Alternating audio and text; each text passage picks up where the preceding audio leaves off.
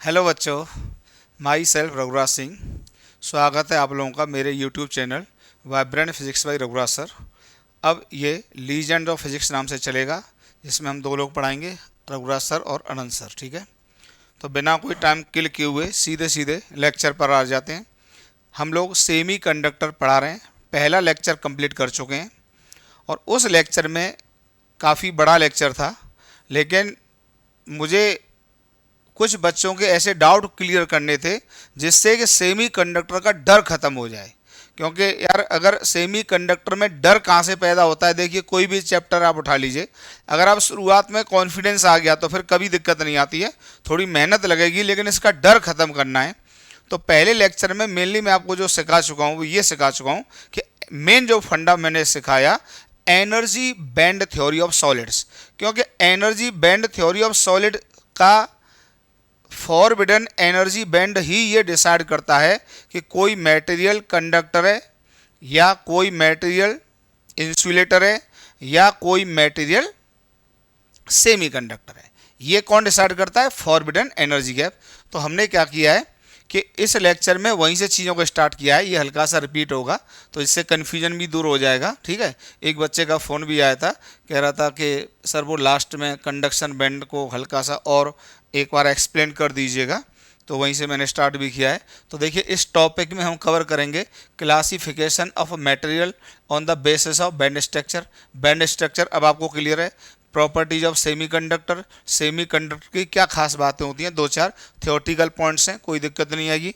Y silicon is preferred over germanium, कि अब देखिए सेमीकंडक्टर तो बहुत होंगे लेकिन सिलिकॉन और जर्मेनियम को वाइडली यूज़ किया जाता है, इनमें से भी कौन सा बेहतर है, ये कई बार 3 नंबर का क्वेश्चन बन जाता है, आपको नॉलेज होनी चाहिए। इसमें 2-3 थियोरेटिकल पॉइंट होंगे, वो मैं आपको बताऊंगा।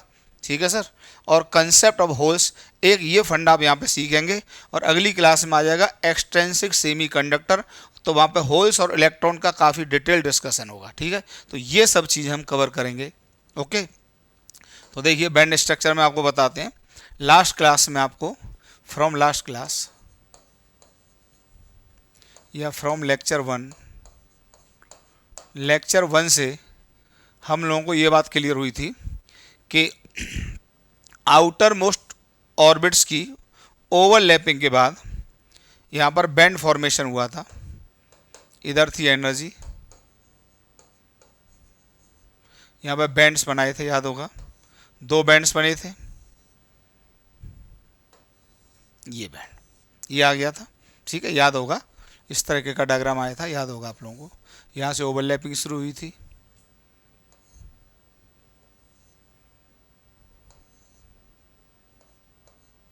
याद आ गया होगा। ठीक है, यहाँ पे बैंड्स बने थे, जहाँ पे ये सबसे ज़्यादा मिनिमम होता है, तो इस जगह पर ये कौन सा बैंड था बताइए? ये था वैलेंस बैंड। ये कौन सा था? Conduction band. और ये कौन सा था? Forbidden energy gap. याद आ गया? तो इन तीनों को हमने कहा था हम ऐसे बनाते हैं। ठीक है, ठीक है। फिर हमने ये था कंडक्शन बैंड, सी भी लिखते हैं इसको। ये था वैलेंस बैंड, इसी में आ जाते हैं। ठीक, जितने भी इलेक्ट्रॉन्स होते हैं वो सब इसी बैंड में भरे होते हैं, जितने भी इलेक्ट्रॉन्स होते हैं सब इसी में भरे होते हैं। याद आ रहा है? इलेक्ट्रॉन्स इसी में भरे होते हैं। जितनी भी बातें कर रहे हैं हम किस पे कर रहे हैं बताइए? 0 केल्विन टेम्परेचर पे बात कर रहे हैं, और हम ये मानते हैं कि 0 केल्विन टेम्परेचर पर सभी इलेक्ट्रॉन यहाँ पर होते हैं। और ये बताइए कैसा होता है बताइए? Completely filled, completely filled. याद आ गया? ये सब बातें। ये क्या होता है बताइए? एम्प्टी। हालांकि ये सब बातें टेम्परेचर पर डिपेंड करती हैं, तो मैं ये बात लिख लूँगा कि ये सब बातें हम कब कर रहे हैं बताइए? At 0 kelvin. ठीक है बच्चों, एट 0 केल्विन। तो 0 केल्विन टेम्परेचर पर इस बैंड को, ये बैंड क्या रहता है बताइए? भरा हुआ होता है पूरी तरह से। और ये जो बैंड होता है यहाँ से यहाँ तक जो गैप होता है, ये क्या कहलाता है? Forbidden energy gap. ठीक है, तो इतनी बातें आपको रिमाइंड करनी है। तो बताइए जो सबसे ऊपर वाला बैंड होता है उसको क्या कहते हैं? Conduction band. Lower most band को क्या कहते हैं? Valence band. और इन दोनों के बीच में जो गैप होता है उसको फॉरबिडन एनर्जी गैप कहते हैं। यहाँ पर कोई भी इलेक्ट्रॉन नहीं होता है, ये बड़ी खास बात है, दिमाग में रख लेना। ऐसे ही ऑब्जेक्टिव क्वेश्चंस आते हैं, इसमें कोई इलेक्ट्रॉन नहीं होता है। इलेक्ट्रॉन या तो यहाँ होगा या यहाँ होगा, पर 0 केल्विन पर सारे इलेक्ट्रॉन किस में होते हैं बताइए? किस में होते हैं? वैलेंस बैंड में होते हैं। ठीक, ये जो गैप है, प्लीज एक एक बात को ध्यान से सुनना, मजा आ जाएगा आपको। ये जो गैप है, कितना गैप है, देखिए मेटल्स के लिए ये गैप अलग होता है, मतलब कंडक्टर्स के लिए ये गैप अलग होता है, इंसुलेटर्स के लिए इस गैप का मैग्नीट्यूड अलग होता है, और सेमी कंडक्टर के लिए इसका मैग्नीट्यूड अलग होता है। और इसी के आधार पर ये डिसाइड होता है कि कोई मटेरियल कब कंडक्टर का काम करेगा, कब वो इंसुलेटर है और कब वो सेमी कंडक्टर है। तो ये गैप ही डिसाइड करता है, ठीक है। अच्छा, ये दूसरी बात, कोई भी इलेक्ट्रॉन इलेक्ट्रिक कंडक्शन में तभी पार्टिसिपेट करेगा जब वो यहाँ होगा, मतलब ये बैंड फॉर कंडक्शन होता है, ये बैंड कंडक्शन बैंड नहीं होता है। मतलब अगर कोई भी इलेक्ट्रॉन यहाँ पर है तो वो कंडक्शन में पार्टिसिपेट नहीं करेगा। इसको टेम्परेचर बढ़ा के जब तक वो यहाँ नहीं जाएगा तब तक ये कोई भी इलेक्ट्रॉन कंडक्शन नहीं देगा। इतनी सब बातें आपको क्लियर थी, फिर भी मैंने एक बार और इसको लिख दिया है, जरा देखिए, आप लोग दिमाग में ले लीजिए। जैसे वैलेंस बैंड पिछली क्लास में लिखा हुआ था, वो फिर से मैंने लिख दिया है, मैंने कहा हल्का सा रिवाइज हो जाए। तो देखिए वैलेंस बैंड क्या था, the energy band formed by a series of energy level containing valence electrons, ठीक है। तो इसमें केवल वैलेंस इलेक्ट्रॉन्स होते हैं, is known as valence band at 0 kelvin, ठीक। The electrons face the energy level in valence band starting from lowest one, ठीक है। तो 0 केल्विन पर इलेक्ट्रॉन केवल किस में होते हैं बताइए, वैलेंस बैंड में होते हैं। देखिए दो तीन बातें लिखी हैं, this band is always field with electrons, इसमें हमेशा इलेक्ट्रॉन्स होते हैं, ठीक है, चाहे कोई सा भी टेम्परेचर हो, इसमें हमेशा इलेक्ट्रॉन मिलेंगे आपको, ठीक। This band contains valence electron, एकदम बात क्लियर है, ये वैलेंस बैंड है, और जिस वैलेंस बैंड में कौन से इलेक्ट्रॉन्स मिलेंगे, वैलेंस इलेक्ट्रॉन ही मिलेंगे, ठीक है। जो कंडक्शन बैंड में होते हैं उन इलेक्ट्रॉन्स का नाम होता है फ्री इलेक्ट्रॉन। इलेक्ट्रॉन वही होता है, ठीक है, इलेक्ट्रॉन वही होता है, लेकिन जब वो वैलेंस बैंड में होता है तो उसका नाम क्या होता है, वैलेंस इलेक्ट्रॉन, और जब वो कंडक्शन बैंड में होता है तो नाम क्या होता है, कंडक्शन इलेक्ट्रॉन्स, ठीक है। These valence band electrons do not participate in electrical conduction, electrical conductivity, ये आपको मैंने बता दिया कि जब तक कोई इलेक्ट्रॉन वैलेंस बैंड में रहेगा कभी भी इलेक्ट्रिसिटी को कंडक्ट नहीं करेगा, ठीक है। स्क्रीनशॉट ले लीजिए, बाद बाकी मैंने पिछली क्लास में समझा दिया था आपको प्रॉपर, ठीक है। टाइम सेव हो रहा है कि कमेंट कर देना, फ़ोन करके बता देना। मेरा पर्सनल नंबर ये होता है, आप कॉल भी कर सकते हैं मुझे 8009796826, ठीक है। आगे बढ़े, ये हमने लिख दिया था जानबूझ के। फिर कंडक्शन बैंड, सारी बातें कंडक्शन बैंड की आपको क्लियर है। ऊपर वाला बैंड क्या होता है, कंडक्शन बैंड होता है, उसी में रहते हुए इलेक्ट्रॉन इलेक्ट्रिसिटी को क्या करता है, कंडक्ट करता है। जब तक उसमें कोई इलेक्ट्रॉन नहीं होगा इलेक्ट्रिसिटी का कंडक्शन नहीं होगा, ठीक है। बाद बाकी देख लीजिए, लिखा है मैंने, it is band of range of energy possessed by free electrons, ठीक है। इस मतलब कोई भी फ्री इलेक्ट्रॉन हमेशा कंडक्शन बैंड में ही रहेगा, और जो उसकी एनर्जी बैंड होता है फ्री इलेक्ट्रॉन का, उसका नाम कंडक्शन बैंड। द इलेक्ट्रॉन मे और may not present in this band, देखिए इसमें इलेक्ट्रॉन हो भी सकता है, नहीं भी हो सकता है, ये डिपेंड करेगा, मेटल होगा तो होगा, नॉन मेटल होता है तो नहीं होता है, सेमी कंडक्टर में होता है। बाद बाकी किस पर डिपेंड करता है, टेम्परेचर पर डिपेंड करता है, ठीक है। बाद बाकी किस पर डिपेंड करता है, टेम्परेचर पर डिपेंड करता है। एक एक बात जैसे जैसे मैं आगे बढ़ूंगा आपको क्लियर होती चली जाएगी, ठीक। The electrons in conduction band are called the free electrons, ये बात मैं आपको समझा चुका हूं। जो भी इलेक्ट्रॉन कंडक्शन बैंड में होता है क्या कहलाता है, फ्री इलेक्ट्रॉन कहलाता है। They are able to move anywhere within the volume of the solid, भाई जो कंडक्शन में पार्टिसिपेट करता है वो मेटल के वॉल्यूम में या मटेरियल के वॉल्यूम में कहीं भी घूम सकता है, तभी तो वो कंडक्शन दे पाएगा। Current flows due to such electrons, या सच की जगह दीज कर लेना, ऐसा कुछ नहीं है। तो इन इलेक्ट्रॉन्स की वजह से क्या होता है, कंडक्शन होता है। एकदम आसान बातें हैं, यहीं से आपका मेन काम शुरू होता है। फिर forbidden energy gap between conduction band and valence band, clear है भाई। ये जो दोनों बैंड होते हैं, ये आपका कंडक्शन बैंड, ये आपका वैलेंस बैंड और ये कंडक्शन बैंड, तो इनका जो गैप होता है ये क्या कहलाता है, डेल्टा ईजी, ठीक है। फॉरबिडन एनर्जी गैप, एकदम आसान है। Electrons are not present in this band, ये आपको याद रखना है, इस पर अक्सर एक ऑब्जेक्टिव क्वेश्चन आ जाता है कि इस बैंड में कभी भी इलेक्ट्रॉन नहीं मिलते हैं। इलेक्ट्रॉन या तो वैलेंस बैंड में होंगे या इलेक्ट्रॉन्स कंडक्शन बैंड में होंगे। आपके फॉरबिडन एनर्जी बैंड में कभी भी कोई इलेक्ट्रॉन नहीं होता है, दिमाग में रखिए, ठीक है। Width of the forbidden energy gap depends on the nature of the material. ये मैंने आपको बात बता दी भाई, अगर कोई मेटल होगा तो उसके लिए बैंड की विड्थ अलग होती है, सेमीकंडक्टर्स में उस बैंड फॉरबिडन एनर्जी बैंड की विड्थ अलग होती है, और इंसुलेटर्स में फॉरबिडन एनर्जी बैंड की बैंड विड्थ अलग होती है। कितनी होती है ये भी आपको समझाएंगे, अभी बस सब कुछ आने वाला है। Width of this band decides whether the crystal is conductor और semiconductor और insulator। मेरे हिसाब से एक एक बात आपको क्लियर है, एक एक बात आपको क्लियर है। अगर आपने पिछला लेक्चर प्रॉपर देखा है तो फिर मैंने शुरुआत वहीं से की है, जिससे कोई भी चीज़ बाउंस ना कर जाए। थोड़ी मेहनत करके अगर चीज़ें समझ में आ जाती हैं तो मुझे ऐसा लगता है कि एक्स्ट्रा मेहनत करना बेहतर ऑप्शन होता है, बजाय कि आप उस चैप्टर का एक डर इतना दिमाग में बैठा लें कि ये चैप्टर नहीं आता है, 4 क्वेश्चन आएंगे तो हम कैसे स्कोर करेंगे। यार हार्डवर्क करिए, यही आपका काम भी है। ठीक है, आगे बढ़ें। चलिए, अब आता है फर्मी एनर्जी। इसमें हमको ये फंडा कवर करना है, फर्मी एनर्जी क्या होती है। तो फर्मी एनर्जी को मैं आपको थोड़ा सा एक्सप्लेन कर देता हूँ। देखिए, अब जैसे मैंने लिखा है इसमें, पहले इसको पढ़ देता हूँ फिर एक्सप्लेन कर देता हूँ। फर्मी एनर्जी क्या है देखना, it is the maximum energy possessed by electrons at given temperature। बात क्लियर हुई। देखिए, फर्मी एनर्जी एक नया फंडा है, लेकिन आपको पहली बात तो इसके डिटेल में बहुत डेप्थ में नहीं जाना है प्लीज यार। ये फिर हमने जब पढ़ा फर्मी एनर्जी और डेप्थ में जाओगे तो बड़ी दिक्कतें होती हैं, क्योंकि फिर वो इलेक्ट्रॉनिक्स पूरी क्लियर होने लगती है। बहुत बड़ा रोल होता है फर्मी एनर्जी का किसी भी सेमीकंडक्टर में। ठीक है, तो आपको उतना ज्ञान बस मैं आपको देना चाहता हूँ जिससे आपका काम भर चल जाए। यार ये शब्द सुन के कुछ बच्चों को हो सकता है अजीब लगे, लेकिन मेरी बात मान लीजिए, काम चलाना है आपको, अपने एग्जाम को क्वालिफाई करना है। ठीक है, तो फर्मी एनर्जी बेसिकली क्या होती है। ठीक है, देखो मैंने एग्जांपल भी दिया है। For example, when hydrogen atom is in ground state then Fermi energy of the electron is -13.6 electron volt. ठीक है, when hydrogen atom is in first excited state then Fermi energy of the electron is -3.4 electron volt and so on. इसका मतलब समझिए। देखिए, Fermi energy का मतलब है कि जैसे कोई हाइड्रोजन का आप एटम लेते हो, आप केमिस्ट्री में एटॉमिक स्ट्रक्चर में पढ़ते हो, फिजिक्स में, मॉडर्न फिजिक्स में पढ़ते हो, तो देखिए फर्मी एनर्जी का मतलब होता है कि कोई भी सिस्टम है तो उस सिस्टम में बहुत तरह के इलेक्ट्रॉन्स हैं, तो जिनकी एनर्जी सबसे ज़्यादा होती है और जितनी होती है that energy is called Fermi energy.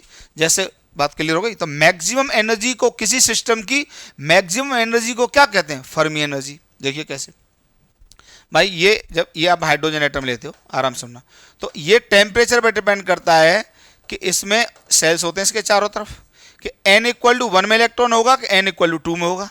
Electron यहाँ पर होगा n इक्वल टू 1 में कि n इक्वल टू 2 में होगा। ये किस पे डिपेंड करता है, टेम्परेचर पे डिपेंड करता है।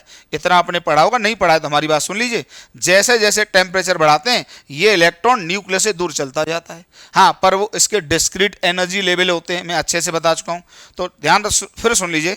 ये टेम्परेचर डिसाइड करता है कि गिवन टेम्परेचर पर हाइड्रोजन एटम का जो एक इलेक्ट्रॉन होता है वो n इक्वल टू 1 में रिवॉल्व करेगा कि n इक्वल टू 2 में रिवॉल्व करेगा। अगर टेम्परेचर कम है, ठीक है, नॉर्मल टेम्परेचर है, तो वो यहाँ पे n इक्वल टू 1 में रिवॉल्व करता है। तो जब वो यहाँ रिवॉल्व करेगा तो यही तो उसकी हो गई मैक्सिमम एनर्जी। तो बताइए कितनी होती है एनर्जी, ई टोटल होती है -13.6 वोल्ट। तो देखो यहाँ से बहुत अच्छा समझ में आ जाता है। तो यही क्या कहलाएगी इसकी, बताइए, फर्मी एनर्जी। इसका मतलब जब हाइड्रोजन एटम का इलेक्ट्रॉन n इक्वल टू 1 में रिवॉल्व करेगा तो उसकी फर्मी एनर्जी कितनी होगी, -13.6 इलेक्ट्रॉन वोल्ट होगी। एकदम आसान है। आपने टेम्परेचर बढ़ा दिया तो लेट वो n इक्वल टू 2 में आ गया, तो बताइए जब वो यहाँ होगा तो उसकी फर्मी एनर्जी कितनी होगी, बताइए। फर्मी एनर्जी होगी -3.4 इलेक्ट्रॉन वोल्ट। ये सब यार केमिस्ट्री या मॉडर्न फिजिक्स से आपको याद होता है, लेकिन इतना सबको आता है। नहीं आता है तो फिर काम भी नहीं चलेगा, पर इतनी नॉलेज तो होती है। ठीक है, अब फिर से पढ़ लीजिए। हमने देखो यही लिखा है, एक्सप्लेन कर दिया। It is the maximum energy possessed by electrons at given temperature. किसी भी टेम्परेचर पर जो इलेक्ट्रॉन्स की मैक्सिमम एनर्जी होती है that is called Fermi energy. Fermi energy of electrons depends on the temperature. ठीक है, टेम्परेचर पर डिपेंड करती है, अलग अलग टेम्परेचर पर फर्मी एनर्जी अलग अलग होती है। फर्मी एनर्जी, यार देखिए क्वेश्चन इस पर आता है, पर कैसे आता है वो अभी आपको समझ में आएगा। फर्मी एनर्जी लेवल का बहुत बड़ा रोल होता है सेमीकंडक्टर में, मेटल्स में और इंसुलेटर्स में कोई खास यूज नहीं है, सेमीकंडक्टर में बहुत बड़ा यूज होता है। आपको जब पी टाइप सेमीकंडक्टर आएगा तो उनके जो फर्मी एनर्जी लेवल होता है वो कहाँ होता है, एन टाइप ऑफ सेमीकंडक्टर का फर्मी एनर्जी कहाँ होता है, और इन प्योर सेमीकंडक्टर का फर्मी एनर्जी कहाँ होता है। तो ये आगे यूज होगा, अभी आपको बहुत विचलित होने की आवश्यकता नहीं है, जब वहां पर पहुंचेंगे तो बिल्कुल भी कठिन नहीं लगने दूंगा। लेकिन अभी इंट्रोडक्शन तो ले लो कि फर्मी एनर्जी का हल्का सा मतलब क्या है, कम से कम इस शब्द को डाइजेस्ट तो कर लो यार, ऐसे ही सब्जेक्ट क्लियर होता है। निकलिए, ऐसे ही सब्जेक्ट क्लियर होता है। ठीक है, तो फर्मी एनर्जी का इतना सा मतलब आपके लिए क्लियर है। अब देखिए, अब जरा सुन लीजिए, एट 0 केल्विन, अब हमने वही बैंड स्ट्रक्चर लिया। ठीक है, वही बैंड स्ट्रक्चर लिया, जैसे इसमें बना दें, ये थोड़ा सा हमने वैसा बना दिया, इसमें दोनों बैंड बनाने थे, इधर बना देते हैं हल्का सा। ठीक है, जैसे ये दोनों बैंड है, ये कंडक्शन बैंड, ये वैलेंस बैंड। ठीक है, वैलेंस बैंड। अब मान लीजिए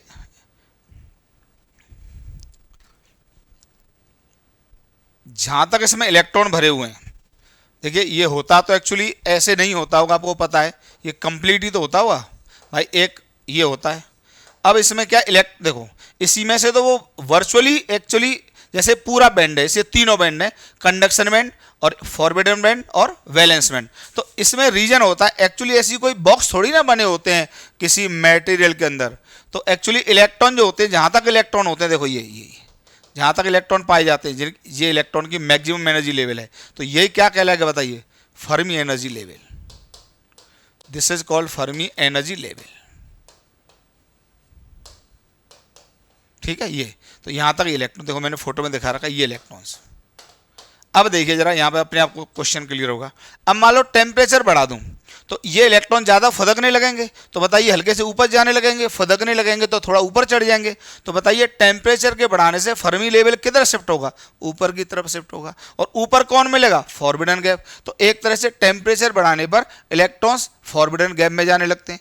तो मतलब या उनका ये समझ लीजिए कि फॉरबिडन एनर्जी गैप कम होने लगता है, और ज़्यादा टेम्परेचर बढ़ा देंगे तो कहाँ पहुँच जाएंगे, कंडक्शन बैंड में पहुँच जाएंगे। क्लियर हुआ, तो फिर इनका फर्मी लेवल ऊपर पहुंच जाएगा। तो फर्मी लेवल कहां पर होगा, ये डिसाइड कौन करता है, टेम्परेचर डिसाइड करता है। ठीक है, तो at 0 kelvin temperature the top most energy level up to which electrons are filled in valence band of a lattice is called Fermi energy level. तो फर्मी एनर्जी क्या हो गई बताइए, फर्मी एनर्जी हो गई maximum energy possessed by the electrons is called Fermi energy.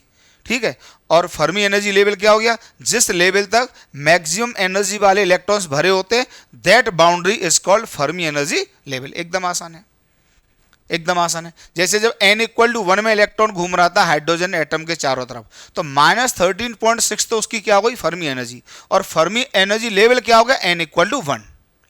जब temperature बढ़ाया तो लेट n=2 में इलेक्ट्रॉन पहुंच गया, तो उसकी एनर्जी इलेक्ट्रॉन की क्या हो गई वहां जाकर, n=2 में -3.4 इलेक्ट्रॉन वोल्ट। तो फर्मी एनर्जी कितनी हो गई, -3.4 इलेक्ट्रॉन वोल्ट। और फर्मी एनर्जी लेवल क्या होगा, n=2। तो n=2 is the Fermi energy level. तो वहां से आसानी से क्लियर हो जाता है। बात क्लियर है। तो यहां पे जैसे जैसे टेम्परेचर बढ़ाएंगे फर्मी एनर्जी लेवल ऊपर की तरफ शिफ्ट होता जाता है। कितना आसान है, स्क्रीनशॉट ले लीजिए, आगे बढ़े, पॉज कर लीजिए, आराम से लिख लीजिए चीजों को जो लिखना हो। तो देखिए, अब देखिए, अब आपको यह बात क्लियर हो गई कि फर्मी एनर्जी लेवल जो होता है वो टेम्परेचर पे डिपेंड करता है। तो जनरली फर्मी एनर्जी लेवल को हम 0 केल्विन पे डिफाइन करते हैं। ठीक है, तो देखिए हमने लिखा है generally we define Fermi energy level at 0 kelvin. Generally standard definition जो दी जाती है, क्योंकि भाई अलग अलग टेम्परेचर के लिए फर्मी लेवल अलग अलग हो जाएगा। अब हमको मान लो सारे मटेरियल्स को कंपेयर करना है कि भाई इंसुलेटर का फर्मी लेवल कहाँ है और कंडक्टर्स का फर्मी लेवल कहाँ पर है, सेमी कंडक्टर का फर्मी लेवल कहाँ पर है। तो अगर अलग अलग टेम्परेचर पर तो फर्मी लेवल अलग अलग लोकेशन पर होगा। तो हम सबको कंपेयर करने के लिए 0 केल्विन पर कंपेयर कर लेते हैं कि भाई हमने कोई मटेरियल लिया और 0 केल्विन पर इसका फर्मी लेवल कहाँ है, दूसरा मटेरियल लिया कि फर्मी लेवल कहाँ है, लेकिन सबको जब कंपेयर करते हैं तो टेम्परेचर कितना रखते हैं, 0 केल्विन। ठीक है, तो इसको जनरली 0 केल्विन पर स्टैंडर्ड डिफाइन किया जाता है। तो ये एक आपका एक क्वेश्चन बन सकता है कि फर्मी लेवल को हम किस टेम्परेचर पर डिफाइन करते हैं, फर्मी एनर्जी को या लेवल को, तो 0 kelvin. Otherwise eight room temperature, देखिए लिखा हुआ है, बिकॉज ऑफ थर्मल एजिटेशन, जैसे ही टेम्परेचर बढ़ाओगे तो थर्मल एजिटेशन की वजह से इलेक्ट्रॉन्स फदकने लगेंगे, उनकी एनर्जी बढ़ जाएगी, एनर्जी बढ़ जाएगी तो फर्मी लेवल का लोकेशन भी चेंज हो जाएगा। तो this level is slightly above the actual value, so it is generally defined at 0 Kelvin temperature। बातें क्लियर है एकदम। मुझे लग रहा है आपका टाइम सेव होता होगा, इस तरीके से पढ़ाने से फ़ायदा भी होता है, टाइम भी सेव होता है। ठीक है, अगर मैं यही एक एक बात लिखता तो कितना लंबा लेक्चर हो जाता। ठीक है, बाद बाकी आपको हमने बता दिया कि अगर किसी को ये मटेरियल आपको चाहिए तो हम वेबसाइट पर अपलोड कर देंगे, आप हमको कॉल करिए। ठीक है, या व्हाट्सएप पर भेज देंगे PDF बना के। ठीक है, आगे बढ़ें। अब देखिए band structure of metals. Metals का बैंड स्ट्रक्चर कैसा होता है, एकदम आसान बात है, मैं लिख के दे रहा हूं। अगर आपने प्रॉपर शुरुआत से पढ़ा है, एक भी जगह दर्द नहीं होने देंगे, 100% गारंटी के साथ। अब देखिए इतनी सी बात है कि देखो ये वैसे तो डायग्राम से क्लियर है, और मैं एक डायग्राम बना देता हूँ। मेटल्स के केस में क्या होता है, ये जैसे बैंड स्ट्रक्चर होता है, तो ये नीचे वाला वैलेंस बैंड, ये कंडक्शन बैंड। तो मेटल्स में क्या होता है, अच्छा जब जनरल मटेरियल लेते हैं तो यही उसका फर्मी एनर्जी लेवल होगा, क्योंकि भाई यहीं तक इलेक्ट्रॉन होते हैं। तो मेटल्स के केस में क्या होता है कि ये जो दोनों के बीच में गैप होता है, ये देखा जाए तो नेगेटिव होता है। नेगेटिव का मतलब ये लेवल इसके अंदर तक चला जाता है। ठीक है, देखो डायग्राम बनाया है भाई, ये यहाँ से यहाँ तक क्या होता है बताइए, कंडक्शन बैंड। और देखो यहाँ से यहाँ तक क्या होता है, वैलेंस बैंड, हमने साफ साफ दिखा रखा है। पर तो इसका मतलब ये देखो, ये जो रीजन है, ये कौन सा रीजन है, कंडक्शन बैंड रीजन है। और ये वाला रीजन कौन सा है, देखिए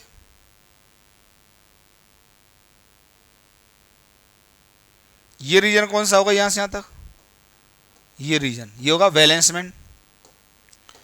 ठीक है, अब यहां पर फॉरबिडन गैप की तो बात ही नहीं करेंगे, क्योंकि दोनों के बीच में कोई गैप है नहीं। इवन दोनों बैंड आपस में क्या कर रहे हैं, ओवरलैप कर रहे हैं। मतलब जो वैलेंस बैंड के इलेक्ट्रॉन है वो कंडक्शन बैंड में चले गए, तो इतने इलेक्ट्रॉन तो पार्टिसिपेट करेंगे इलेक्ट्रिक कंडक्शन में, इतने इलेक्ट्रॉन तो पार्टिसिपेट करेंगे किसी भी टेम्परेचर पर। तो ये हो गए आपके फ्री इलेक्ट्रॉन्स, फ्री इलेक्ट्रॉन्स, क्योंकि ये बात हमने आपको बता दी थी कि जो भी इलेक्ट्रॉन कंडक्शन बैंड में आएगा वो क्या कहलाएगा, फ्री इलेक्ट्रॉन्स हो गए। अब ये कहीं भी फुदक सकते हैं यहाँ से यहाँ तक, तो इनको पूरा स्पेस मिलेगा कंडक्शन करने के लिए। ठीक है, तो मेटल्स के केस में क्या होता है, कंडक्शन बैंड और वैलेंस बैंड एक दूसरे के साथ ओवरलैप कर जाते हैं। कितना आसान बात है।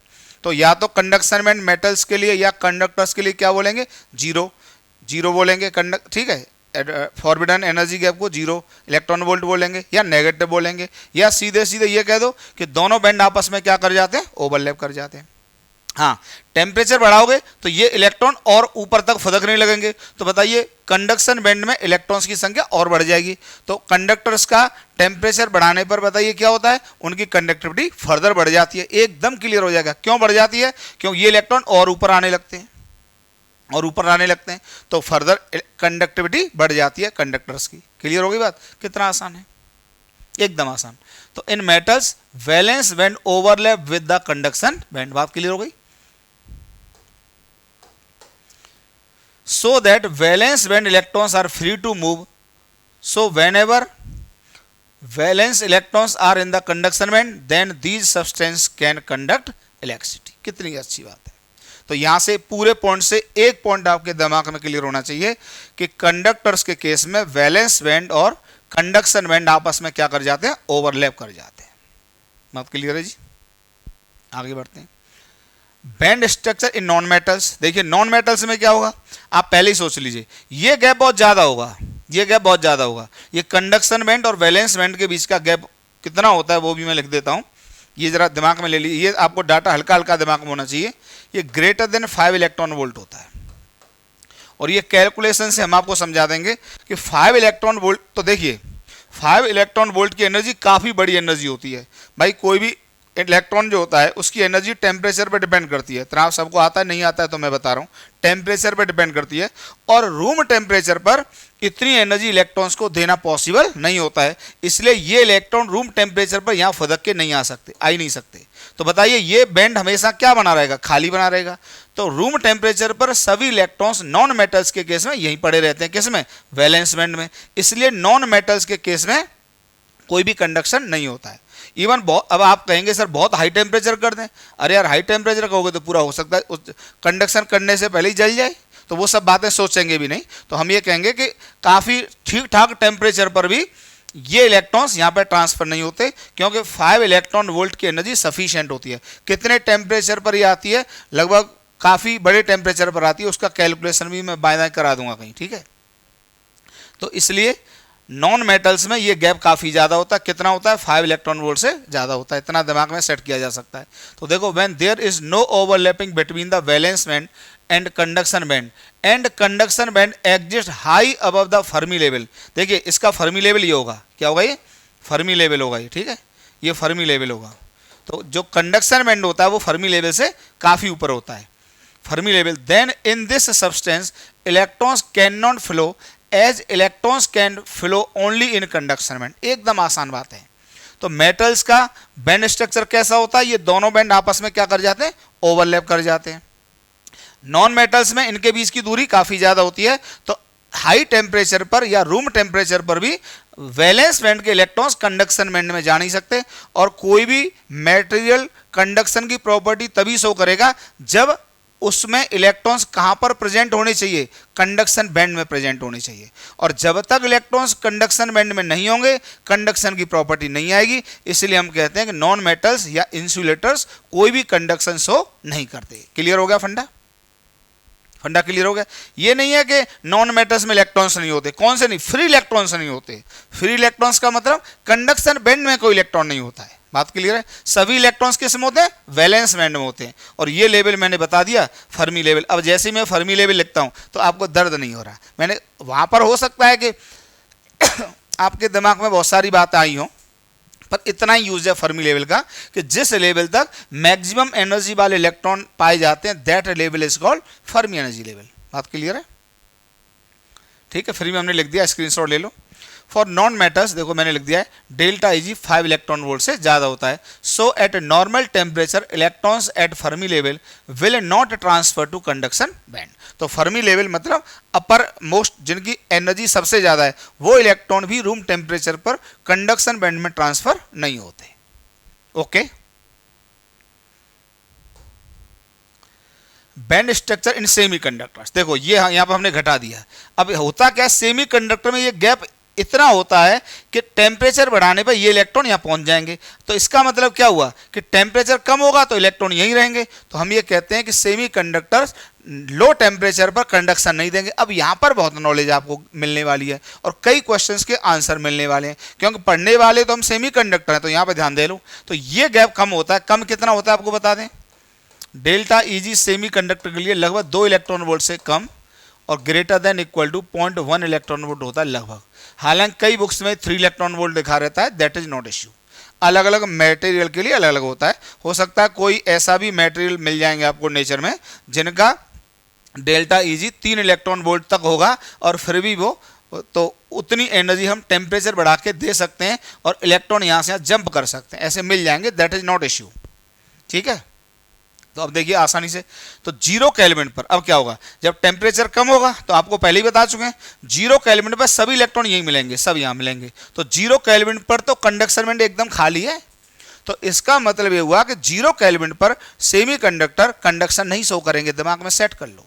0 केल्विन पर सेमीकंडक्टर कंडक्शन नहीं शो करेंगे, दिमाग में रख लो, पूछा जाता है। इसका मतलब 0 केल्विन पर सेमीकंडक्टर का बिहेवियर एक इंसुलेटर की तरह होगा, क्योंकि कंडक्शन बैंड में कोई इलेक्ट्रॉन ही नहीं है।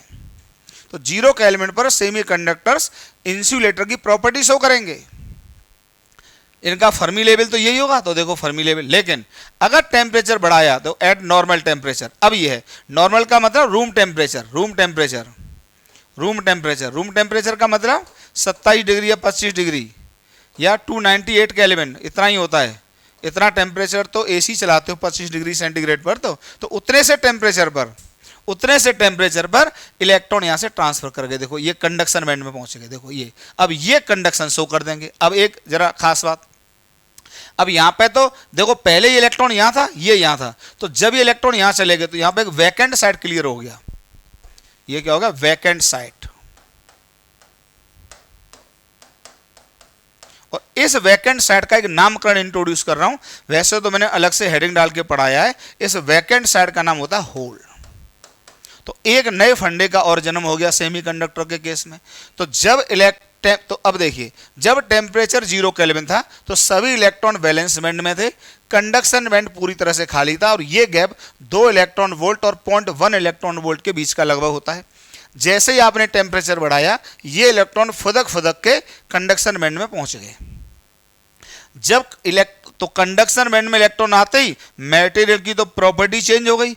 पहले जो मटेरियल कोई भी कंडक्शन शो नहीं कर रहा था, अब तो वो कंडक्शन शो करने लगेगा अगर आपने इलेक्ट्रिक फील्ड अप्लाई कर दिया तो, क्योंकि फ्री इलेक्ट्रॉन कंडक्शन बैंड में मिल गए। और जो अपनी कुर्सियां, अपनी जगह, अपना स्पेस, जो वैलेंस बैंड वाले इलेक्ट्रॉन छोड़ कर जाते हैं कंडक्शन बैंड में, उस स्पेस को कहते हैं होल। तो वैकेंट साइड क्रिएट हो गई, उसका नाम होल। तो होल क्या है, इतना सा अभी रट लो, आगे तो मैंने डिटेल पढ़ाया है। तो होल क्या है? जब इलेक्ट्रॉन अपनी कुर्सी, जैसे मान लो एक कमरे में बहुत सारे बच्चे बैठे हैं, तो एक बच्चा बाहर चला जाए अपनी जगह छोड़ के, तो जो जगह क्रिएट हुई दैट इज कॉल्ड होल। अब इलेक्ट्रॉन को लगभग हम स्फेरिकल मानते हैं तो उसको होल कह देते हैं। बात क्लियर हो गई? Vacant space of electron is called hole. बार बार बोलिए, vacant space of electron is called hole. भाई मेरे हिसाब से तो आसान लग रहा होगा, बाद बाकी तो फीडबैक आप देंगे। यार कमेंट कर दिया करो, समझ में तो तभी आएगा कि बच्चों को क्लियर हुआ कि नहीं हुआ। है चैप्टर बहुत आसान, नहीं होगा तो मैं आसान कर दूंगा, ये मेरी गारंटी। क्लियर? आपको भी समझ में आ रहा है? तो एट नॉर्मल टेम्परेचर 298 केल्विन पर कुछ इलेक्ट्रॉन्स यहां से फुदक फुदक के कंडक्शन बैंड में पहुंच गए। अब ये फ्री हैं, ये फ्री इलेक्ट्रॉन्स कहलाते हैं। अब ये फ्री हैं, फ्री इलेक्ट्रॉन्स। अब ये इलेक्ट्रॉन्स फ्री हैं कंडक्शन शो करने के लिए। क्लियर हो गई बात? इतना सा है, बाद बाकी हमने सब लिख दिया। देखो, band structure in semiconductor are similar to insulators but semiconductor have forbidden energy gap very small as conduction band is close to Fermi level and valence band। ठीक है, in semiconductors delta is less than 2 electron volt. तो semiconductors में forbidden energy gap 2 electron volt से कम होता है। Hence at room temperature electrons gain energy by thermal agitation. तो room temperature पर ही थर्मल एजिटेशन से वैलेंस बैंड वाले इलेक्ट्रॉन्स को एनर्जी मिल जाती है and transfer to conduction band. However, at low temperature, semiconductor behave as insulators। एक बहुत ही फेमस क्वेश्चन है, एक बार ये क्वेश्चन जेईई मेन में आ चुका है कि 0 केल्विन पर सेमीकंडक्टर का बिहेवियर नॉन मेटल जैसा होता है कि इंसुलेटर जैसा होता है। तो नॉन मेटल जैसा क्यों होगा? इंसुलेटर जैसा होगा। ठीक है, तो at very low temperature in semiconductors, फिर लिख दिया हमने, स्क्रीनशॉट ले लेना। Conduction band is empty, conduction band empty होता है 0 केल्विन पर। Hence no conduction of electricity but at normal temperature the electrons are able to attain some energy because of which some electrons of valence band will shift to conduction band and semiconductor conduct electricity. एक एक बात लिख दी है, screenshot ले लीजिए। ठीक है, सबको समझा दिया। यार चैप्टर थ्योरेटिकल है, कोई भी यहाँ से नेगेटिव ना बनाए कि ऐसे ही पढ़ा देंगे क्या पूरी फिजिक्स। नहीं यार, जब मैथमेटिकल चीज़ आती है तो एक एक कैलकुलेशन हाथ से करूँगा, चिंता ना करें उसके लिए। ठीक है, थ्योरेटिकल चैप्टर है, इसमें मैथमेटिक्स का काम नहीं है, समझाने वाला ज़्यादा कंसेप्चुअल है। वो मैं मेहनत करके पहले से तैयार बैठा हूँ, उसके लिए आप वरी ना करें। कंसेप्ट समझिए। अब देखिए ये चीज़ हमने होल वाली लिख दी है यहाँ पर। होल जो, तो हमने होल के लिए क्या बताया कि जब वैलेंस बैंड टेम्परेचर बढ़ाते हैं तो वैलेंस बैंड के इलेक्ट्रॉन्स फुदक फुदक कर कंडक्शन बैंड में पहुंच जाते हैं। तो जो अपनी खाली सीट छोड़कर जाते हैं that seat is called hole. बाद बाकी लिखा है, देखो पढ़ देते हैं। When some electrons from valence band will shift to conduction band some electrons deficient spaces are left. ठीक है, which we denoted by small circles. पीछे हमने समझाया था आपको। ठीक है भाई, यहाँ पे इलेक्ट्रॉन है, ये इलेक्ट्रॉन है, ये इलेक्ट्रॉन है पूरा ठोस। ठीक है, अब इसमें से ये अंदर वाला निकल जाए, बाहर वाला, तो बाहर वाला छिलका रह जाएगा, केवल ये छिलका रह जाएगा एक तरह से। तो क्या रह जाएगा, ये छिलका रह जाएगा, ये छिलका, और इलेक्ट्रॉन इधर आ गया, ये इलेक्ट्रॉन आ गया। तो ये जो ये क्या कहलाता है, होल। तो देखो इस पे बताइए कितना चार्ज होगा, माइनस ई होता है। तो और इस ये माइनस ई अब यहाँ आ गया, तो देखो ठीक है, तो होल पे कैसा चार्ज लेंगे बताइए, प्लस ई। भाई ये यहाँ से छोड़ के चला गया, तो ये प्लस ई का चार्ज एक तरह से इसको मान लेते हैं, ठीक है। अब सुनिए, therefore at room temperature semiconductors have free electrons in the conduction band and conduct electricity, holes are also participate in the conduction band, so at room temperature semiconductor behave as conductor. अब आपको ये बात clear है। अब यहाँ पे देखो एक बात और जरा क्लियर कर लीजिए कि जैसे ही आपने टेम्परेचर बढ़ाया तो वैलेंस बैंड से इलेक्ट्रॉन फुदक फुदक कर कहाँ पहुँच गए, कंडक्शन बैंड में। तो कंडक्शन बैंड वाले इलेक्ट्रॉन तो इलेक्ट्रिसिटी कंडक्ट करेंगे, लेकिन वैलेंस बैंड में, अब देखिए ध्यान से रखना, ध्यान से सुनना, यहाँ पे हल्का सा कन्फ्यूजन आएगा नहीं, लेकिन आगे बहुत डिटेल क्लियर करूँगा, ठीक है, हेडिंग डाल के क्लियर करूँगा, ठीक है।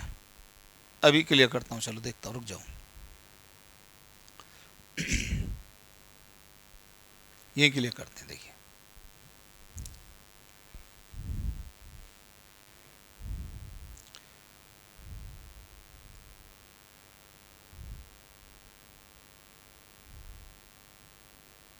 एक खाली पे तलाश रहा हूँ बस, यहाँ थोड़ी जगह है मेरे पास, यहाँ थोड़ी जगह है, इस पर एक्सप्लेन करना है, ठीक है। जरा सुनो, ध्यान से सुनना। ये था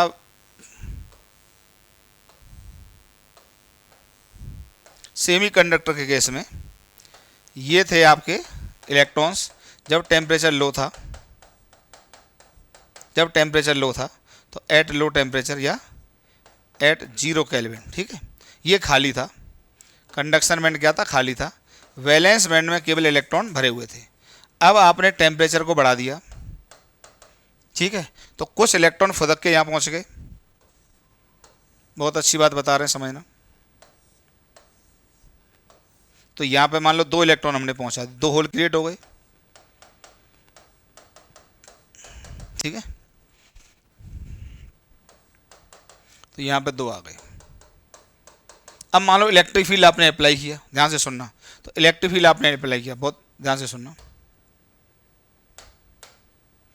ये इलेक्ट्रिक फील्ड आपने अप्लाई किया इधर, ध्यान से सुनना। अब देखो क्या होगा, तो ये इलेक्ट्रॉन तो इस इलेक्ट्रिक फील्ड के अपोजिट चलेंगे ही चलेंगे, तो यहाँ से एक इलेक्ट्रिक करंट मिलेगा IE। अब देखना होल में भी क्या होता है, ये थोड़ा सा समझना, इसको डिटेल में आगे बहुत अच्छा समझाऊंगा। देखिए क्या है कि अब ये जो इलेक्ट्रॉन था, हो सकता है इस होल में ये शिफ्ट कर जाए, समझना। तो जब ये इलेक्ट्रॉन इस होल में शिफ्ट कर जाएगा तो होल यहां पर आ गया, तो एक तरह से क्या हुआ, ये इलेक्ट्रॉन यहां मूव कर गया और या हम कहेंगे होल इधर मूव कर गया। तो देखिए इलेक्ट्रिक फील्ड अप्लाई करने पर अब यहां भी कंडक्शन शुरू हो गया, जबकि अगर हमने यहां पर इलेक्ट्रिक फील्ड अप्लाई किया होता, यार ज्यादा मत समझना, ज्यादा मैं ही समझाऊंगा, यहां पर उसमें अंतर समझिए। देखिए यहां पर तो कोई इलेक्ट्रॉन है ही नहीं, नो इलेक्ट्रॉन, तो यहां पर बताइए IE तो कितना हो गया, 0 हो गया। अब आपने यहां पर इलेक्ट्रिक फील्ड अप्लाई किया है, तो इन इलेक्ट्रॉन्स को भी चलने का कोई जगह ही नहीं है भाई, इलेक्ट्रॉन जाए तो जाए कहाँ, क्योंकि ये तो पूरी तरह से भरा होता है भाई। इलेक्ट्रॉन तभी तो जाएगा जब उसको कोई ऐसा क्वांटम स्टेट मिले जहां जाके वो बैठ सकता है, तो ये यहाँ जा ही नहीं सकता।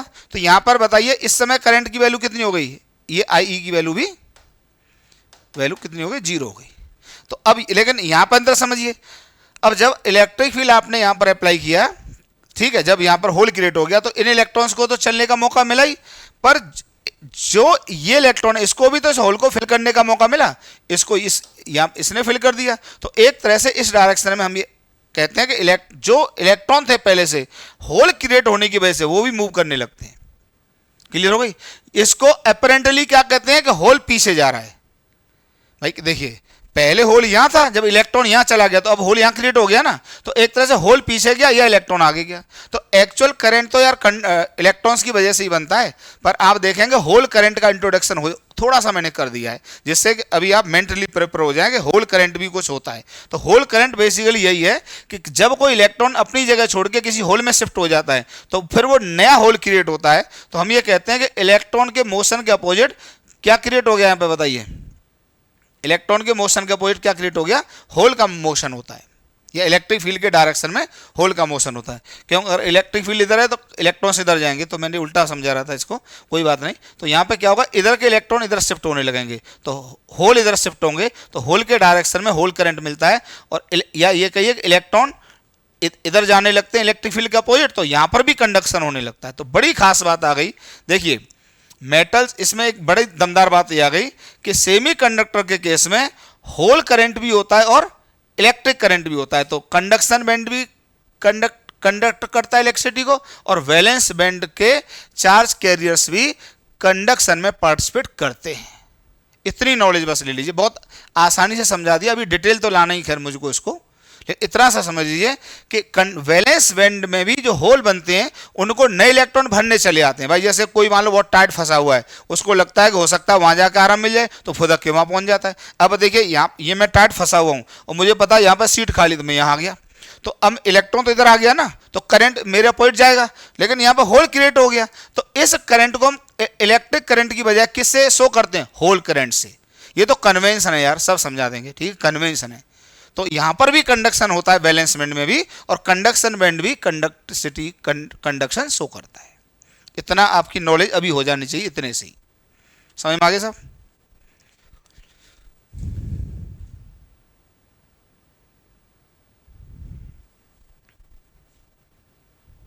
ठीक है,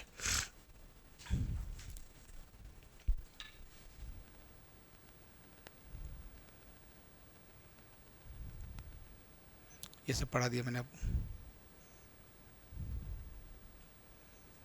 ठीक है, ये आपको सारी बातें क्लियर कर दी, ठीक है। अब देखिए पढ़ लीजिए इसको एक बार। When some electrons from valence band will shift to conduction band, some electrons deficient spaces are left here, which we denoted by small circles। बात क्लियर है। These electron deficient spaces are called holes in valence band.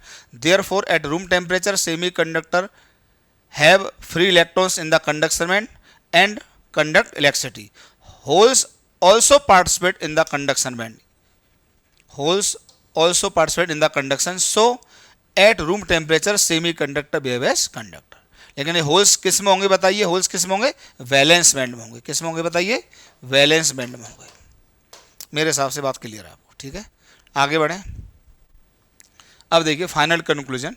तो classification of solids on the basis of band theory, मैंने तीनों diagram बना दिए हैं। देखिए जो कंडक्टर्स होते हैं, ये लिखा हुआ है कंडक्टर्स, उसमें वैलेंस बैंड ओवरलैप कर जाता है कंडक्शन बैंड के साथ, तो यहाँ पर फॉरबिडन एनर्जी गैप को जीरो कहिए या नेगेटिव कहिए, ठीक है। फर्मी लेवल यहाँ तक हो जाएगा, बात क्लियर है, दिस इज फर्मी लेवल।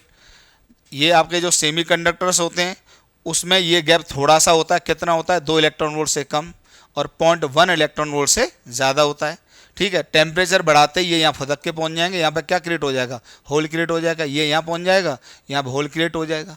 जब इलेक्ट्रिक फील्ड अप्लाई करते हैं तो ये जो वैलेंस बैंड के इलेक्ट्रॉन होते हैं वो भी चल देते हैं इसको फिल करने, तो ये भी कंडक्शन शो करता है।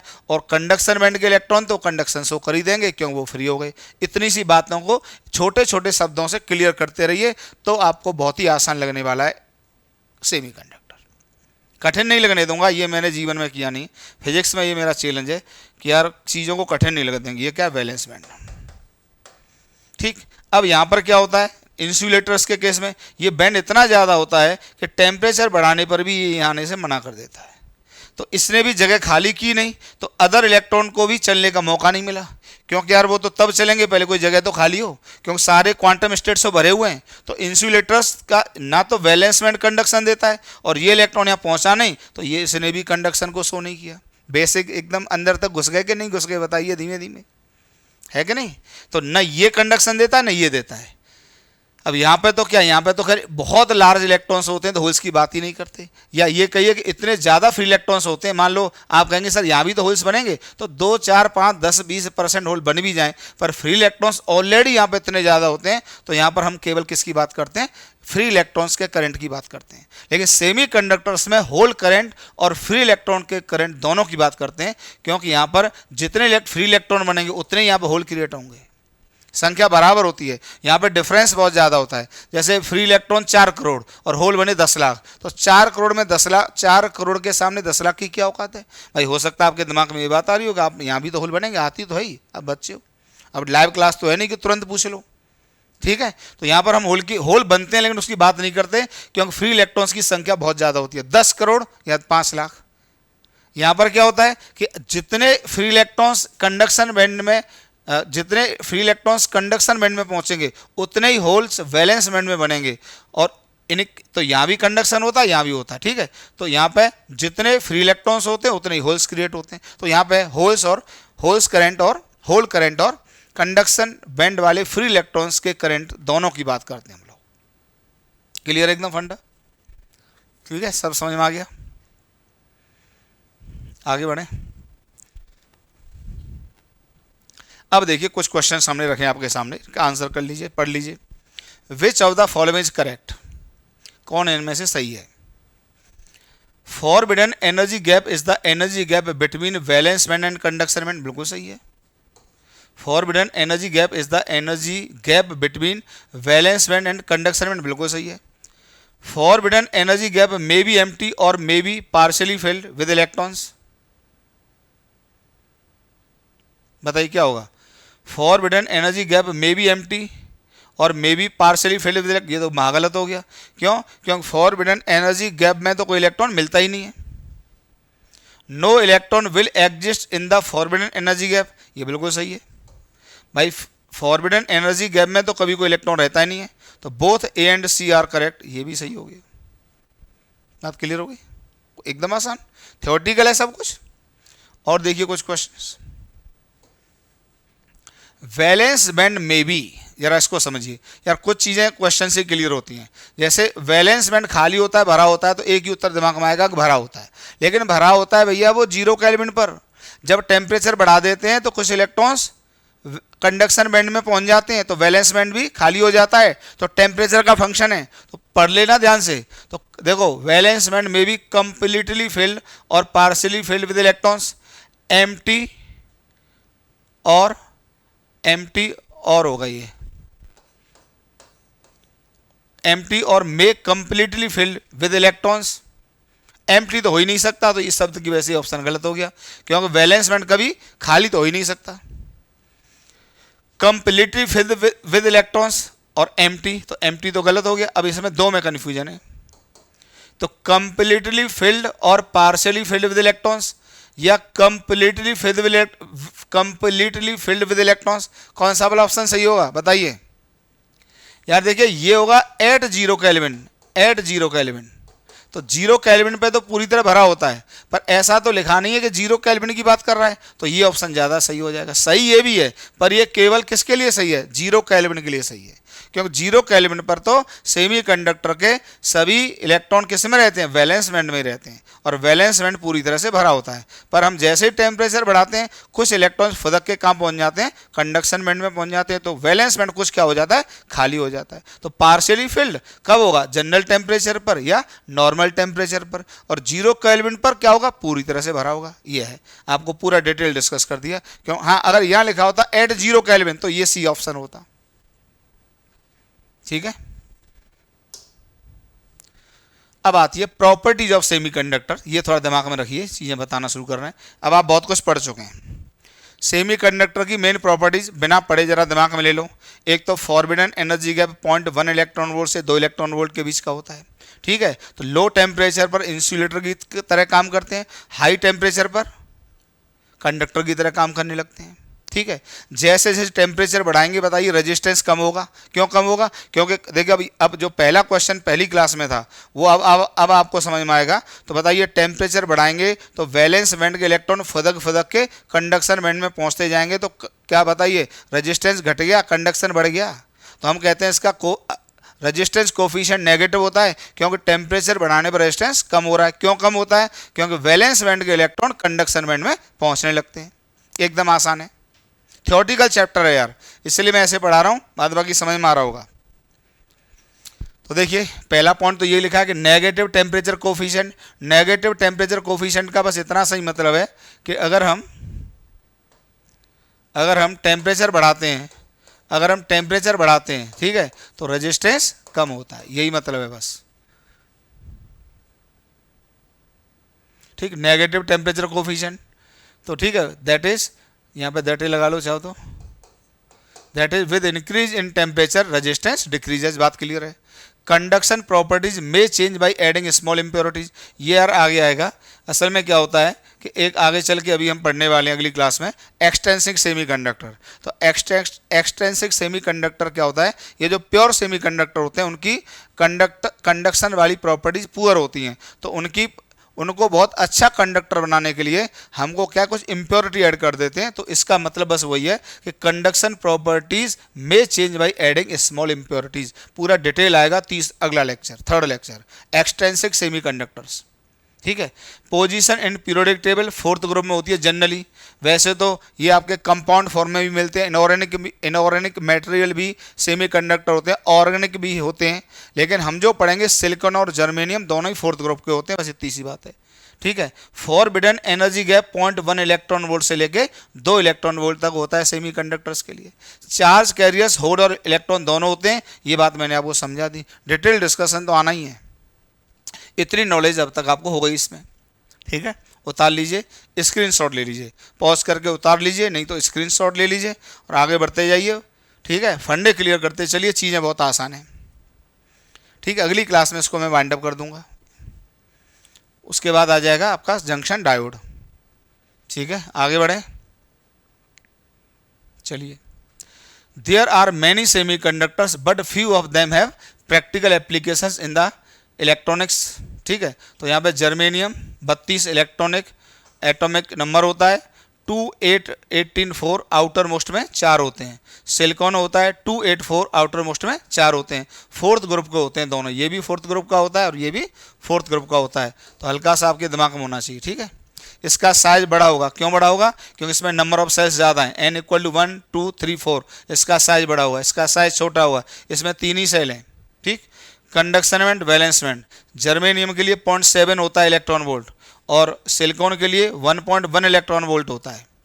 अब इसमें कन्फ्यूजन एक आता है कि इसके लिए क्यों ज़्यादा है और इसके लिए क्यों कम है, तो इसको मैं आसानी से समझा सकता हूँ। देखिए भाई, इसमें क्या होता है कि 0.7 इलेक्ट्रॉन वोल्ट का मतलब क्या है कि 0.7 इलेक्ट्रॉन वोल्ट का मतलब ये है बच्चों कि ये जो इलेक्ट्रॉन्स बैलेंस बैंड में होंगे, इनको यहाँ पहुँचाने के लिए जो एनर्जी देनी पड़ेगी वो 0.7 इलेक्ट्रॉन वोल्ट देनी पड़ेगी। इसी तरीके से सिलिकॉन के केस में जो इलेक्ट्रॉन वैलेंस बैंड में होंगे उनको यहाँ पहुँचाने के लिए जो एनर्जी देनी पड़ेगी वो 1.1 इलेक्ट्रॉन वोल्ट देनी पड़ेगी, ये मतलब है। तो यहाँ पर एनर्जी क्यों ज़्यादा देनी पड़ती है? क्योंकि इसके जो वैलेंस, देखिए वैलेंस सेल में तो यही पार्टिसिपेट करेंगे, हम बता चुके हैं। वैलेंस सेल में यही आउटर मोस्ट सेल वाले इलेक्ट्रॉन ही पार्टिसिपेट करते हैं। तो इसका साइज बड़ा है, तो ये न्यूक्लियस से दूर हैं, तो न्यूक्लियस से दूर हैं तो ये आसानी से फुदक जाएंगे। जब आसानी से फुदक जाएंगे तो ये गैप क्या होगा? कम होगा। ऐसे दिमाग में रख सकते हो, क्योंकि बच्चों को ये डाटा तो याद रहता है कि एक का 0.7 होता है, एक का 1.1 होता है। तो जर्मेनियम का 0.7 क्यों होगा? क्योंकि साइज बड़ा होने से जो वैलेंस सेल वाले इलेक्ट्रॉन है वो न्यूक्लियस से दूर हैं, तो थोड़ी सी एनर्जी देके वो भाग जाएंगे किसमें? कंडक्शन बैंड में। जबकि इसका साइज छोटा होने से इसके वैलेंस सेल वाले इलेक्ट्रॉन न्यूक्लियस के पास हैं, और न्यूक्लियस के पास हैं तो यहाँ पर ज़्यादा एनर्जी देनी पड़ेगी, जिससे कि ये वैलेंस बैंड वाले इलेक्ट्रॉन कंडक्शन बैंड में पहुँच जाए। एकदम आसान हो गया, बस ये दिमाग में रहना चाहिए। एक एक बात क्लियर होनी चाहिए, ये क्यों 1.1 है, ये क्यों 0.7 है, यहाँ तक तो आपको बात क्लियर है। ठीक, अब ये आता है कंसेप्ट, हेडिंग लगा लीजिए, वाई सिलिकॉन इज प्रेफर्ड। फिर भी इन दोनों में से सिलिकॉन बेहतर माना जाता है, सिलिकॉन बेहतर माना जाता है। तो मैंने देखो यहाँ पे डायग्राम बना के आपको भी समझा रखा है कि इसका साइज छोटा होता है, इसका साइज बड़ा होता है। ठीक है, तो साइज बड़ा होने से देखिए यहाँ पे क्या नेगेटिविटी आती है कि इसके फ्री इलेक्ट्रॉन जरा से टेम्परेचर से कहाँ पहुँच जाते हैं? जरा से टेम्परेचर से कहाँ पहुंच जाते हैं, कंडक्शन बैंड में। तो इसका मतलब ये थर्मली ज़्यादा टेम्परेचर को सेंड नहीं कर पाएगा, जब ये अच्छा खासा टेम्परेचर सेंड कर ले जाएगा। तो ये मेन कारण होता है सिलिकॉन का अच्छा होना। तो यहां पर क्या होता है, ये जरा, इसका मतलब ये जो होता है लो टेम्परेचर पर वर्क करता है। इवन रूम टेम्परेचर पर भी आप बताइए, कोई आपने सेमी कंडक्टर से कोई अप्लायंस बनाया, कोई डिवाइस बनाया, और मालूम पड़ा वो डिवाइस रूम टेम्परेचर पर भी कंडक्शन शो कर रहा है, तो बेकार हो गया ना। तो इसका मतलब ये हुआ कि ये खराब है और ये अच्छा है, क्योंकि ये ज़्यादा टेम्परेचर सेंड नहीं करेगा और लो टेम्परेचर पर ही कंडक्शन देने लगेगा। तो हमको अगर इससे इंसुलेटर की प्रॉपर्टी लेनी होगी तो वो यूज ही नहीं कर पाएंगे। जब इसको हम इंसुलेटर और कंडक्टर दोनों की तरह यूज कर लेंगे, अपनी इच्छा से करंट का फ्लो करा ले जाएंगे, क्योंकि लो टेम्परेचर पर तो ये कंडक्शन शो नहीं करेगा, इंसुलेटर की तरह काम करेगा, और टेम्परेचर बढ़ा देंगे तो इसके इलेक्ट्रॉन शिफ्ट कर जाएंगे और कंडक्टर बन जाएगा। जब ये लो टेम्परेचर पर भी जरा सा टेम्परेचर बढ़ाया, मालूम पड़ा ये भाग गए कंडक्शन बैंड में, कंडक्शन शुरू, बेकार हो गया। ठीक, तो देखो हमने इस बात को लिख भी दिया है। Silicon is preferred over germanium because of its superior thermal properties. ठीक है, लिखा है मैंने इसलिए लिखा है मैंने बच्चों इसको। The maximum operational temperature for germanium devices 80 degree centigrade, ये 80 डिग्री सेंटीग्रेड तक ही काम करता है। उसके बाद जर्मेनियम का स्ट्रक्चर रैप्चर कर जाता है, बिखर जाता है, टूट जाता है। ठीक, वाइल सिलिकॉन डिवाइसेस में be used up to 160 degree, इससे डबल टेम्परेचर तक काम कर जाता है सिलिकॉन। क्यों, आपको समझा दिया मैंने, साइज छोटा होने से इलेक्ट्रॉन न्यूक्लियस के पकड़ में होते हैं। The structure of germanium crystal will destroyed at higher temperature. However, silicon crystals are not easily damaged by excess heat. Clear है, टेम्परेचर बढ़ाने पर जर्मेनियम का स्ट्रक्चर रैप्चर कर जाता है, डिस्ट्रॉय हो जाता है, जबकि सिलिकॉन हायर टेम्परेचर को झेल जाता है। दूसरा कारण क्या होता है, ये जो सिलिकॉन होता है वो सस्ता भी होता है, क्योंकि सैंड में मिलता है, नेचर में सैंड में मिलता है, तो ये बहुत सस्ता भी होता है, जबकि जर्मेनियम सस्ता नहीं होता है, ये हर जगह अवेलेबल नहीं है। तो ये भी एक बहुत बड़ा कारण होता है, वो भी लिख दिया हमने। और ठीक है, वो भी लिख दिया है। ठीक है, और देख लीजिए, also at room temperature silicon crystal has almost no free electrons compared with germanium. ये तो वही बात है कि लो टेम्परेचर पर कोई भी फ्री इलेक्ट्रॉन नहीं होता है, जबकि जर्मेनियम में होते हैं, तो बेकार हो गया। अब देखिए, इसको भी डाटा को दिमाग में देखो है, कुछ बच्चे इस हर चीज याद करते हैं, याद नहीं करना चाहिए, माइंड सेट करो केवल। देखिए, एनआई होता है charge carrier concentration per unit volume. Charge carrier concentration का मतलब जो कंडक्शन देते हैं चार्ज कैरियर्स, उनका कंसंट्रेशन, तो इसको हम पर यूनिट वॉल्यूम में मेजर करते हैं कि यूनिट वॉल्यूम में कितने हैं। भाई बहुत बड़ा है तो उससे नहीं मेजर होता। ये थोड़ी ना कि बहुत बड़ा होगा तो उसमें चार्ज कैरियर ज़्यादा होंगे तो वो ज़्यादा अच्छा कंडक्टर होगा, नहीं, कंडक्टर वो ज़्यादा हो तो अच्छा होता है जिसमें यूनिट वॉल्यूम में चार्ज कैरियर्स की संख्या ज़्यादा होती है। ठीक है, तो देखिए, जो एनआई से डिनोट करते हैं चार्ज कैरियर को, आज इंट्रोड्यूस कर दिया, आगे यूज होगा। तो देखिए, जर्मेनियम में ये वैल्यू 10⁻19 होती है, और सिलिकॉन में 10⁻6 होती है। इसको हल्का सा सेट कर लीजिए, मतलब लो टेम्परेचर पर ये कंडक्शन ना के बराबर देता है, जबकि ये बहुत ज़्यादा कंडक्शन देने लगता है जर्मेनियम। देखिए, 10⁻19 और ये 10⁻6, इसलिए हमने लिखा है कि also at room temperature silicon crystal has almost no free electrons compared with germanium crystal. ये मत कहना कि सर 10⁻6 तो बहुत बड़ा नंबर है। अरे यार, नंबर बड़ा है, पर जर्मेनियम के रेस्पेक्ट में तो देखिए कितना छोटा है। ये 10⁻19 के ऑर्डर का, ये 10⁻6 है, तो इसके रेस्पेक्ट में तो इसकी वैल्यू बहुत कम है। तो इसलिए रूम टेम्परेचर पर ये बहुत अच्छा कंडक्टर की तरह जल्दी शो करता है, और ये कोई भी फ्री इलेक्ट्रॉन इसके रेस्पेक्ट में तो जीरो ही मान हो गए लगभग, है कि नहीं। तो इसकी वैल्यू बहुत कम होती है। एक नया टर्म इंट्रोड्यूस किया, एनआई क्या होता है, charge carrier concentration per unit volume. Unit volume में कितना चार्ज कैरियर कंसंट्रेशन है। अच्छा, ये आपको हेडक नहीं लेना है, ये हमेशा क्वेश्चंस में दिया रहता है कि इस मटेरियल का चार्ज कंसंट्रेशन इतना है, इस मटेरियल का चार्ज कंसंट्रेशन इतना है। अलग अलग मटेरियल का चार्ज कंसंट्रेशन अलग अलग होता है, गिवन डाटा होता है। जैसे हमने यहाँ पर जर्मेनियम का दिया आपको 10⁻19 के ऑर्डर का, सिलिकॉन का दिया आपको 10⁻6 के ऑर्डर का, तो ये डाटा गिवन होता है। ठीक है बच्चे, फंडा क्लियर। स्क्रीनशॉट ले लीजिए आराम से, नहीं तो पॉज करके लिख लीजिए। अब देखिए, ये हमने थोड़ा सा फॉर्मूला आपको बता दिया, ये आपके सिलेबस में नहीं है, कोई भी आपको पूछने नहीं जा रहा है। ये जो चार्ज कंसंट्रेशन होता है भाई, टेम्परेचर बढ़ाएंगे तो चार्ज कंसंट्रेशन भी तो बढ़ता है, ये तो आपको पता ही है। तो इसका जो फॉर्मूला आता है चार्ज कंसंट्रेशन का, वो प्रोपोर्शनल टू ई की पावर माइनस ई जी अपॉन के टी होता है। यहाँ पे देखिए ई जी फॉरबिडन एनर्जी गैप, टी होता है टेम्परेचर इन केल्विन और के होता है बोल्ट्जमैन कांस्टेंट, ये थर्मोडी में होता है, ऐसी कोई दिक्कत नहीं, ठीक है। तो देखिए टेम्परेचर बढ़ाएंगे तो ये टर्म क्या होगा बताइए, कम होगा। तो एन आई प्रोपोर्शनल टू क्या हो गया बताइए, 1 अपॉन ई की power E G upon K T हो गया। फॉर्मूला दिमाग में सेट कर लो, लेकिन ई की पावर माइनस ई जी ऑब्लिक के टी दिमाग में सेट होना चाहिए, डेरिवेशन के चक्कर में नहीं पड़ना है, प्रोपोर्शनल टू होता है। अब क्या होगा देखिए, टेम्परेचर बढ़ाओगे आप, टेम्परेचर बढ़ाओगे तो बताइए क्या होगा, टेम्परेचर बढ़ाएंगे तो क्या होगा, अरे टेम्परेचर बढ़ाएंगे तो ये वैल्यू क्या होगी, कम होगी, क्योंकि टी डिनोमीटर में। जब ये कम होगा तो ये क्या होगा, कम होगा, ये भी कम होगा। जब ये कम होगा तो ये 1 अपॉन क्या होगा बताइए, ये पूरा बढ़ेगा। तो टेम्परेचर बढ़ाने पे बताइए एन आई की जो वैल्यू वो बढ़ जाती है। फंडा क्लियर हुआ? दोबारा सुन लो भाई, एन प्रोपोर्शनल टू ये होता है, ये आपके सिलेबस में नहीं है, लेकिन फॉर्मूला आपको माइंड सेट करना पड़ेगा, सेट करना पड़ेगा कि लगभग कुछ ऐसा होता है ई की पावर माइनस ई G upon K T. Set कर लीजिए, माइंड सेट हो जाता है, ऐसा नहीं है।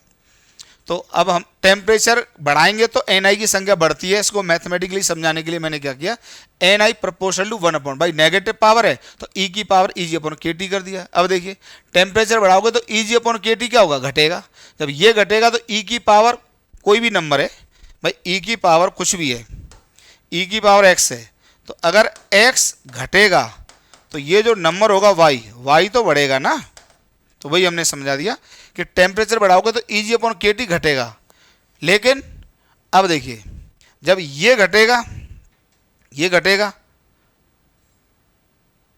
ये उल्टा लिख गया क्या हम इसको, देखो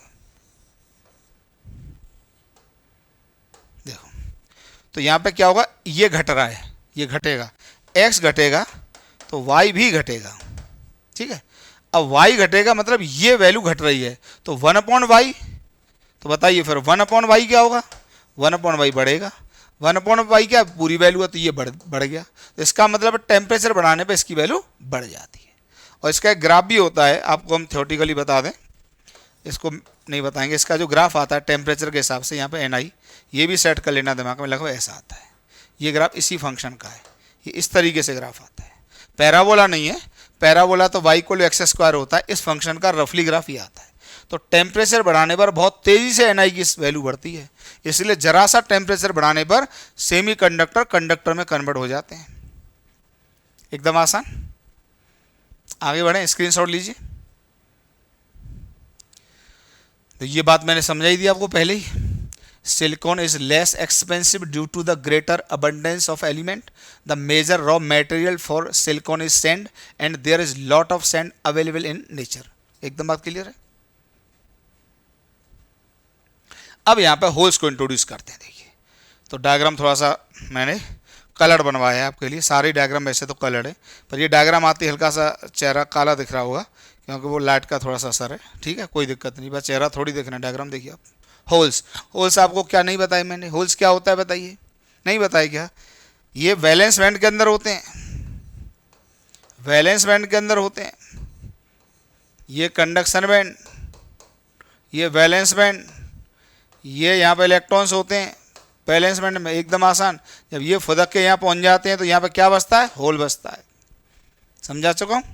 तो देखिए at absolute zero kelvin at absolute zero kelvin temperature conduction band of semiconductor is completely empty. ठीक है, जीरो केल्विन पर सभी इलेक्ट्रॉन्स इसी में होते हैं, ये पूरी तरह से खाली होता है। And the semiconductor behaves as an insulator, सबको पता है। तो हमने देखो all electrons are in valence band, ये किसके लिए लिखा है, at zero kelvin, at zero kelvin. तो जीरो केल्विन पे सभी इलेक्ट्रॉन वैलेंस बैंड में, यहाँ कोई नहीं है, नो इलेक्ट्रॉन, कोई इलेक्ट्रॉन नहीं है। हमने क्रिस्टल भी समझा रखा है, देखिए ये थोड़ा समझा दिया आपको, इतना सब जानते हैं, नहीं जानते हैं तो सुन लीजिए। अब देखो यहाँ पे ये टेट्रावैलेंट होता है, तो ये टेट्रावैलेंट होता है तो ये कैटिनेशन की प्रॉपर्टी होती है, कार्बन वाली प्रॉपर्टी होंगी, फोर्थ ग्रुप का एलिमेंट है तो ये चेन स्ट्रक्चर बनाता है ड्यू टू कैटिनेशन, कैटिनेशन की प्रॉपर्टी होती है इसके अंदर, केमिस्ट्री में पढ़ा होगा आपने, फोर्थ ग्रुप के एलिमेंट कैटिनेशन की प्रॉपर्टी शो करते हैं। ठीक है, मल्टीपल बॉन्डिंग फॉर्मेशन पॉसिबल है। तो ये जितने भी फ्री इलेक्ट्रॉन्स होते हैं सिलिकॉन में 4 होंगे, जैसे 4 के 4 हो, देखिए ध्यान से, ये बॉन्डिंग में इन्वॉल्व हो गए, कोई भी फ्री इलेक्ट्रॉन नहीं है। जो इलेक्ट्रॉन बॉन्डिंग में इन्वॉल्व हो गया वो फ्री इलेक्ट्रॉन कहाँ है, फ्री इलेक्ट्रॉन तो बच जाता है, ठीक है, बॉन्डिंग में पार्टिसिपेट नहीं करता है, वैलेंस बैंड के इलेक्ट्रॉन ही पार्टिसिपेट करते हैं। तो ये क्रिस्टल से समझा है, ये क्रिस्टल से समझा दिया हमने। All electrons are involved in covalent bond formation, ठीक है। ये क्रिस्टल में जितने भी इलेक्ट्रॉन होंगे लो टेम्परेचर पर सभी किस्म होंगे वैलेंस बैंड में होंगे, no electrons in the conduction band. तो अगर बैंड स्ट्रक्चर से कहेंगे तो हम कहेंगे कि लो टेम्परेचर पर all electrons are in valence band. और अगर हम क्रिस्टल, ये क्रिस्टल का स्ट्रक्चर बना के समझाएंगे, क्रिस्टल से समझाएंगे, तो जितने भी इलेक्ट्रॉन है सब बॉन्ड फॉर्मेशन में पार्टिसिपेट कर रहे हैं, इसलिए कोई भी फ्री इलेक्ट्रॉन नहीं है। तो इलेक्ट्रिक फील्ड अप्लाई करोगे तो ये जब तक ये बॉन्ड रैप्चर नहीं होगा, जब तक टूटेगा नहीं, तब तक इलेक्ट्रिक कंडक्शन आ ही नहीं सकता, समझ गए। या टेम्परेचर बढ़ाएंगे तो बॉन्ड टूटने लगेंगे तो वही वाली कहानी, यहाँ से समझोगे तो ये इलेक्ट्रॉन यहाँ जाने लगेंगे, यहाँ से फुदक फुदक के जाने लगेंगे, ये क्या करेंगे, बॉन्ड टूटेगा और ये निकल के आ जाएंगे, होल्स क्रिएट हो जाएंगे। सारी कहानी वही सेम। देखिए अगले पेज पर,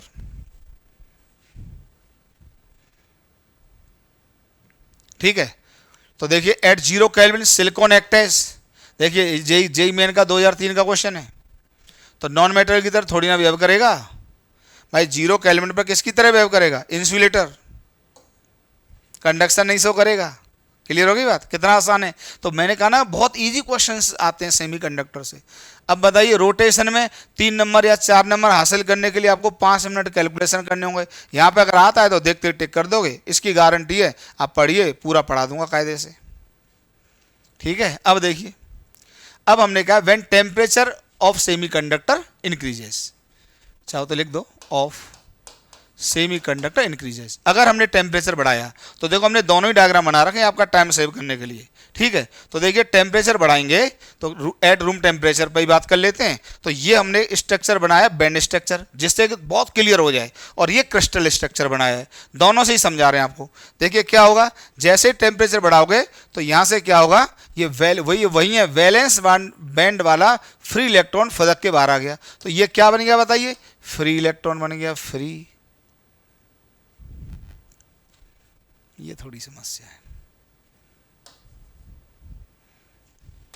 ठीक है बच्चों, बहुत मजा आ रहा है ना। तो ये बन गया फ्री इलेक्ट्रॉन, क्लियर हुआ। और ये क्या क्रिएट हो गया यहाँ पर, होल। ऐसे ये इलेक्ट्रॉन फुदक के यहाँ पहुंच गया, क्या क्रिएट हो गया, होल। ये फ्री इलेक्ट्रॉन पैदा हो गए कंडक्शन के लिए, क्लियर हो गया। तो यहाँ पर होल का फॉर्मेशन हो गया। तो इसको कहते हैं थर्मली जनरेटेड इलेक्ट्रॉन। क्या कहते हैं, थर्मली जनरेटेड इलेक्ट्रॉन। इसको तुम क्या कह सकते हो, ठीक है, थर्मली जनरेटेड इलेक्ट्रॉन, ध्यान रखना।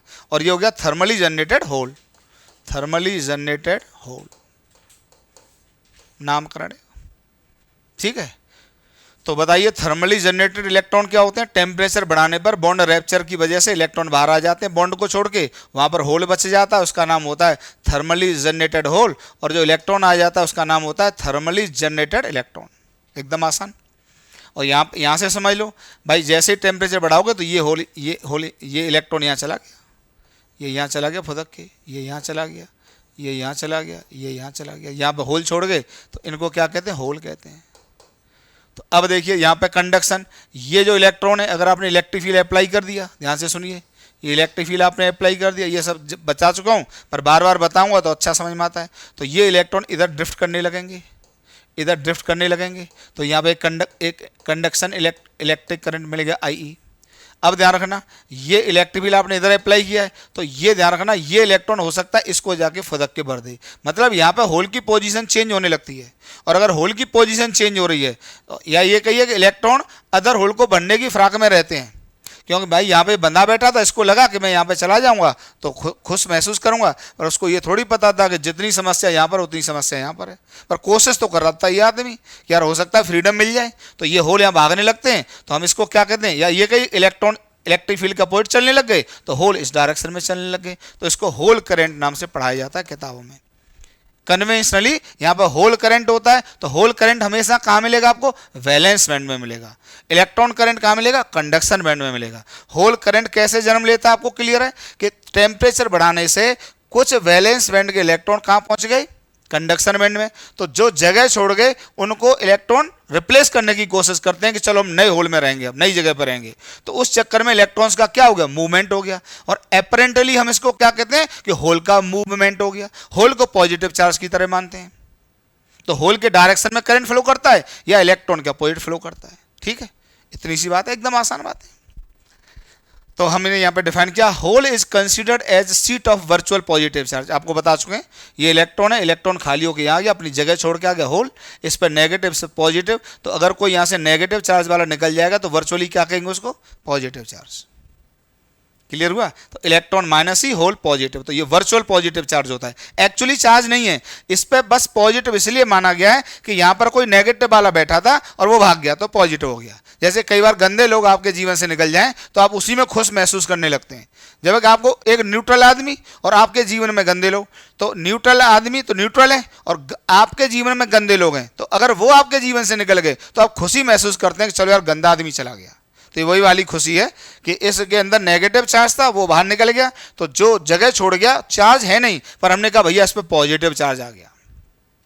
पहले से कर्जे में होता है कोई, कर्जा उतर जाए, पैसे वाला नहीं हुआ, बस कर्जा भर उतर जाए, उतने मारे यार कर्जा मुक्त हो गए, समझ गए, क्योंकि कर्जा मांग मांग के दुखी कर रखा था उसने। तो वही वाला केस है। तो इलेक्ट्रॉन यहां से निकल गया, अपनी जगह छोड़ गया, अपनी सीट छोड़ गया, इसी सीट पर पॉजिटिव चार्ज मानते हैं और यही क्या कहलाता है, होल कहलाता है।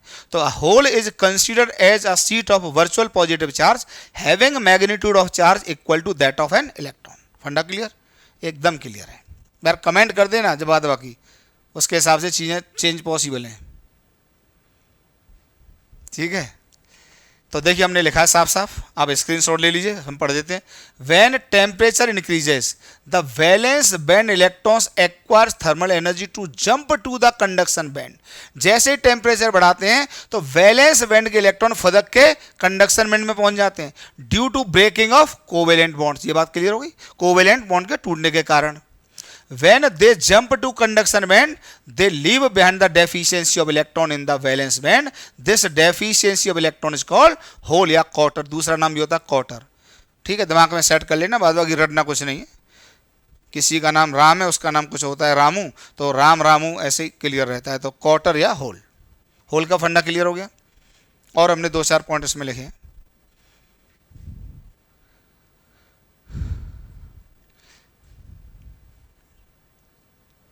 अब देखिए, अब यहां पे एक बेहतरीन फंडा आपको बताता हूं। एक मोबिलिटी होती है, मोबिलिटी, मोबिलिटी म्यू से रिप्रेजेंट करते हैं। मोबिलिटी का मतलब आपको पहले मैं समझाता हूं, इसमें क्या लिखा है इस पर भी फोकस ना करो। मोबिलिटी का मतलब ये आपको समझाता हूं, जैसे आपसे हम खुले वातावरण में चलने के लिए कहें तो मोबिलिटी वही है, आप मूव कर रहे हैं। फिर आपसे कहें पानी के अंदर मूव करो भैया, तो कहां पर मूव करना आसान होगा, खुले वातावरण में। पानी के अंदर मूव करना कठिन होगा। इसका मतलब आपकी मोबिलिटी वाटर के अंदर कमजोर है और हवा के अंदर ज़्यादा है। अगर हम आपसे कहें दलदल में मूव करो तो वहाँ पर मोबिलिटी और घट जाती है। तो मोबिलिटी का फिजिकल मतलब यही है कि मूवमेंट कहाँ पर आसानी से हो रहा है। तो जहाँ पर मूवमेंट आसानी से होता है वहाँ पर मोबिलिटी ज़्यादा होती है, और जहाँ पर मूवमेंट कठिनाई से होता है वहाँ पर मोबिलिटी कम होती है। ठीक हो गया, ये मोबिलिटी होती है। अब जरा ध्यान से सुनना, मोबिलिटी का मतलब, मोबिलिटी बहुत बड़ा फैक्टर है। ठीक है, अभी हम समझा देंगे। हमने यहाँ पे एक पेज लिया है, यहाँ पे समझाते हैं मोबिलिटी। अब देखिए मोबिलिटी,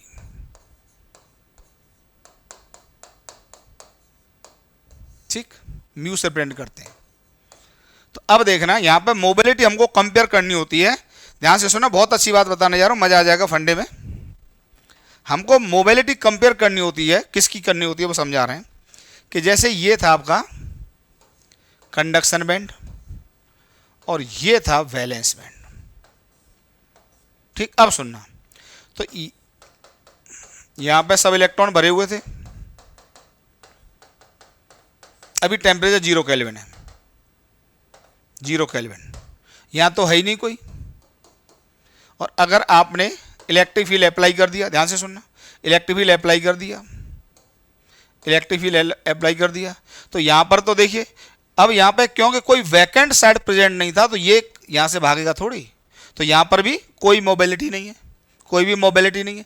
यहाँ पर कोई फ्री इलेक्ट्रॉन है नहीं तो यहाँ भी मोबिलिटी नहीं है। ये बात क्लियर हो गई। अब आपने टेम्परेचर बढ़ाया, बहुत ध्यान से सुनना, मज़ा आ जाएगा। अच्छा कॉन्सेप्ट है, आगे चल के कई जगह मैं यूज़ करूँगा इस जगह इस फंडे को, तो अभी से क्लियर हो जाना चाहिए। तो अब क्या हुआ, कुछ इलेक्ट्रॉन फुदक के यहाँ पहुँच गए, जैसे दो ये पहुँच गए, ये दो ही पहुँचा है, चलो हमने, तो यहाँ पे दो आ गए, तो यहाँ पे होल दो ही पहुँचा है समझाने के लिए। पहले मैं बता दूं, हम कंपेयर कर रहे हैं कि मोबिलिटी होल की ज़्यादा होती है कि इलेक्ट्रॉन की ज़्यादा होती है, ये समझाने जा रहे हैं। अब आपने इलेक्ट्रिक फील्ड अप्लाई किया,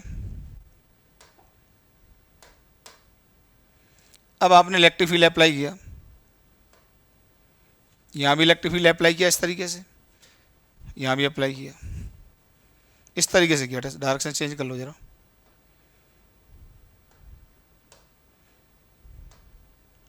ठीक है, इस तरीके से अप्लाई किया, ठीक। तो ये इलेक्ट्रॉन इधर ड्रिफ्ट करने लगेंगे इलेक्ट्रिक फील्ड के अपोजिट, तो यहाँ पे आई का करंट हो गया, तो ठीक है, ये फ्री इलेक्ट्रॉन का मोशन स्टार्ट हो गया, या मोबिलिटी स्टार्ट हो गई, मोशन स्टार्ट हो गया, तो ये आसानी से मूव करने लगे। अब यहाँ पर ये जो इलेक्ट्रॉन है, इसने जो ये क्वांटम स्टेट के अंदर प्रेजेंट है, ये तभी मूव करेगा जब इसको कुछ एनर्जी मिली। ध्यान से सुनना, तो इलेक्ट्रिक फील्ड ने एनर्जी दी, पर ध्यान से सुनना, अब ये उखड़ के यहाँ आया, ये उखड़ के आया, तो अब जब ये उखड़ के यहाँ आया, तो अब देखना क्या होगा, यहाँ पर होल क्रिएट हो जाएगा, और ये उखड़ के यहाँ आया, ये उखड़ के यहाँ आया, ये उखड़ के यहाँ आया, ये उखड़ के यहाँ, इस तरीके से होगा। तो ध्यान से देखो, इधर एक तरह से क्या महसूस होगा, ये यहाँ पहुँचा, ये यहाँ पहुँचा, ये यहाँ पहुँचा, होल इधर मूव कर रहा है या इलेक्ट्रॉन इधर जा रहा है, पर हम मोबिलिटी कंपेयर कर रहे हैं एक फ्री इलेक्ट्रॉन की और होल की। तो आप बताइए, ये फ्री इलेक्ट्रॉन थे, ये थे फ्री इलेक्ट्रॉन, और ये होल है भाई, ये यहाँ से आ गया, यहाँ से आ गया, उसी वजह से इलेक्ट्रिक फील्ड ने इन इलेक्ट्रॉन्स को इधर भगाया। तो एक बात बताइए, इसमें फर्क है, ये जो होल है ये तब जा रहा है जब ये इलेक्ट्रॉन पहले उखड़ के यहाँ पहुँच रहा है। तो आप बताइए, एक तरह से आप इसमें जो होल है वो ऐसा नहीं लग रहा कि पानी के अंदर है, पानी के अंदर हम दौड़ रहे हैं, क्योंकि यहाँ पर दिक्कत कर रहा है, ये इलेक्ट्रॉन जब यहाँ पहुँचेगा तो होल मूव करेगा ना, तो इसको यहाँ से उखड़ने के लिए कुछ एनर्जी चाहिए। तो इसका मतलब क्या हुआ कि यहाँ पर इस होल के मूवमेंट में थोड़ी सी कठिनाई है, उसके लिए कुछ एनर्जी देनी पड़ती है, जब यहाँ पर कोई भी एक्स्ट्रा एनर्जी नहीं देनी पड़ती है। तो मैं आपको पहले डाटा बता दूं, यहाँ पर जर्मेनियम के लिए जो एनर्जी देनी पड़ती है वो लगभग 0.01 इलेक्ट्रॉन वोल्ट देनी पड़ती है, और सिलिकॉन, ये डाटा हल्का सा मिस भी हो सकता है तो मैं चेंज कर दूंगा, मुझे हल्का सा याद नहीं है, तो 0.01-0.05 इलेक्ट्रॉन वोल्ट की जर्मेनियम के लिए होती है, ये जर्मेनियम होता है और ये सिलिकॉन होता है, ठीक है। तो 0.05 इलेक्ट्रॉन वोल्ट की एनर्जी देकर ही ये इलेक्ट्रॉन यहाँ पर शिफ्ट करता है। मतलब यहाँ पर तो इलेक्ट्रिक फील्ड अप्लाई किया और ये तुरंत अपना मोशन स्टार्ट कर देगा, लेकिन यहाँ पर होल को इधर मूव कराने के लिए इस बैलेंस बैंड के इलेक्ट्रॉन को यहाँ शिफ्ट होना पड़ेगा, और इसमें थोड़ी सी एनर्जी लगती है, लगभग कितनी, 0.01 से 0.05 इलेक्ट्रॉन वोल्ट की छोटी सी एनर्जी लगती है। तो ये मूवमेंट तभी होगा जब आप इतनी एनर्जी देंगे, जब यहाँ पर केवल इलेक्ट्रिक फील्ड अप्लाई करने भर से काम हो जाएगा। तो बताइए, मोबिलिटी किसकी कमजोर होती है? बहुत अच्छा फंडा है और इतने से ही बहुत अच्छा समझ में आ जाता है। तो यहाँ पर होल्स कहाँ मूव करते हैं? वैलेंस बैंड में। किस वजह से? थोड़ी सी एनर्जी एक्वायर करते हैं ये इलेक्ट्रॉन जो वैलेंस बैंड के अंदर क्वांटम स्टेट्स में मौजूद थे, थोड़ी सी एनर्जी लेके वो जो वैकेंट स्पेस होते हैं, जो इलेक्ट्रॉन छोड़ के गए थे, उनको भरने के लिए नए इलेक्ट्रॉन चल देते हैं, और इस प्रोसेस में थोड़ी सी एनर्जी लगती है। तो होल का मूवमेंट फ्री इलेक्ट्रॉन के मूवमेंट से हल्का सा कठिन होता है, एकदम आसान है। तो हम ये कहते हैं कि होल की मोबिलिटी फ्री इलेक्ट्रॉन्स की मोबिलिटी से कम होती है। याद कर लो, एकदम समझ में आ जाता है, क्योंकि यहां पर ये मूवमेंट होल का इधर तभी हो पाएगा जब इलेक्ट्रॉन फुदक के इधर पहुंचे, और इसमें थोड़ी सी एनर्जी लगती है, लगभग 0.05 से 0.01 इलेक्ट्रॉन वोल्ट के ऑर्डर की लगती है। जब यहां पर इलेक्ट्रिक फील्ड अप्लाई करते ही मूवमेंट स्टार्ट हो जाएगा। तो क्या फंडा क्लियर हुआ? याद होना चाहिए, बहुत अच्छा क्वेश्चन है। मोबिलिटी किसकी ज्यादा होती है? फ्री इलेक्ट्रॉन्स की। मोबिलिटी होल्स की फ्री इलेक्ट्रॉन से कम होती है। क्लियर हुआ? बहुत अच्छा पॉइंट था। तो देखो, हमने क्वेश्चन भी दिया है, the mobility of free electrons is greater than that of holes because they carry negative charge. ऐसा कुछ नहीं है। Mutual collision in them is less, they require low energy to continue their motion. क्योंकि hole के motion के लिए कुछ energy का इन्वॉल्वमेंट होता है। क्वांटम स्टेट के वैलेंस बैंड के इलेक्ट्रॉन जब अपनी जगह छोड़कर खाली जगह में भरने जाते हैं तो होल का मूवमेंट होता है, और इसमें कुछ एनर्जी लगती है। देखो, ये जेई आ चुका है सवाल, इतने ही सरल क्वेश्चंस आते हैं यहाँ पर। हाईली कंसेप्चुअल टॉपिक है, आप किताबों से पढ़ते रह जाना, अगर एक फंडा क्लियर हो जाए तो बता देना, एक फंडा नहीं क्लियर होगा, ठीक है। तो हमने बैक में इसकी डेफिनेशन लिखी है, देखिए। तो mobility of hole is less than electron because they are in the valence band while electrons are in the conduction band, hence we also say that effective mass of hole is more than electrons। इसको जरा समझ लो, हो सकता है ये बात clear हो जाए। जैसे ये क्वेश्चन भी आता है कि देखिए यार, ऐसे समझो कि सेम कंडीशंस में दो लोगों को दौड़ा रहे हैं, एक भारी है और एक हल्का है, दोनों में फोर्स एनर्जी सब बराबर है, तो आपको पता है मास ज़्यादा होने से एक तरह से उसका मूवमेंट कम होगा। तो हम ये कहते हैं अगर कोई स्लो चल रहा है, उसको मूवमेंट में कठिनाई आ रही है, तो हम कहते हैं यार वजन ज़्यादा है, ठीक है। तो एक वर्चुअल फीलिंग ये भी है, तो होल का वर्चुअल मास इलेक्ट्रॉन के मास से ज़्यादा होता है क्योंकि उसकी मोबिलिटी कमजोर होती है, ठीक है। बस इतना सही मतलब है। Effective mass of holes is more than electrons, ये भी क्वेश्चन एग्जाम में आता है, आपको पता होना चाहिए। वैसे मैथमेटिकली मोबिलिटी को डिफाइन किया जाता है वी डी अपॉन ई। तो मैथमेटिकली म्यू को क्या डिफाइन करते हैं, V D upon E. V D क्या है बताइए, ड्रिफ्ट वेलोसिटी, और ये ई क्या, इलेक्ट्रिक फील्ड। ये करंट इलेक्ट्रिसिटी में आपको पढ़ाया जाता है, वी डी अपॉन ई, मैं भी यहाँ पढ़ाऊंगा आपको, डोंट वरी। तो ये मैथमेटिकली इसका फॉर्मूला हल्का सा दिमाग में सेट कर लीजिए। मोबिलिटी का मतलब तो मोशन से लेना देना है, फिजिकल मतलब मोबिलिटी का क्या है मैंने आपको एकदम क्लियर कर दिया, ठीक है। Free electron electric field on करते ही मूव करने लगते हैं, जब होल के मूवमेंट में क्या है, कुछ एनर्जी का इन्वॉल्वमेंट होता है, इसलिए होल की मोबिलिटी फ्री इलेक्ट्रॉन से कमजोर होती है। लेकिन मैथमेटिकली मोबिलिटी को डिफाइन करते हैं drift velocity per unit electric field, ठीक है। ये दिमाग में रहना चाहिए, याद ही करना पड़ेगा, इसका कोई ऑप्शन नहीं है। तो ड्रिफ्ट वेलोसिटी पर यूनिट एक फिजिकल क्वांटिटी है जिसको क्या कहते हैं, मोबिलिटी। मोबिलिटी का फिजिकल मतलब मोशन से लेना देना होता है। अगर मोशन आसानी से हो रहा है तो मोबिलिटी ज़्यादा है, मोशन कठिनाई से हो रहा है तो मोबिलिटी कम है। फ्री इलेक्ट्रॉन का मोशन इलेक्ट्रिक फील्ड ऑन करते ही हो जाता है, जब होल का मोशन तब होता है जब वैलेंस बैंड के इलेक्ट्रॉन अपनी लोकेशन चेंज करते हैं, तो ऐसे में होल की भी लोकेशन चेंज होती है और इस प्रोसेस में थोड़ा सा एनर्जी का इन्वॉल्वमेंट होता है, तो होल की मोबिलिटी फ्री इलेक्ट्रॉन की मोबिलिटी से कम होती है। फंडा क्लियर? तो इसी के साथ मैं इस लेक्चर को यहाँ पे कंप्लीट करता हूँ, ठीक है। मेरे हिसाब से काफ़ी बढ़िया लेक्चर रहा, बाद बाकी आप लोग बताएंगे। अगले लेक्चर में मैं कवर करूँगा extrinsic semiconductor and intrinsic semiconductor, और ये ख़त्म जैसे होगा उसके बाद मैं आपको पढ़ाऊँगा फिर जंक्शन डायोड। तो अगली क्लास भी बहुत जल्दी आपको मिलेगी, ठीक है। बाद बाकी कमेंट करते रहना, मुझे मेरे नंबर पर कॉल कर लेना, पूरी जानकारी करके हम पढ़ाएंगे। अनंत सर भी कोई लेक्चर लेने लगेंगे, फिलहाल सेमी कंडक्टर में पूरा फिनिश करता हूँ। ओके, चलिए पढ़ाई करते रहो।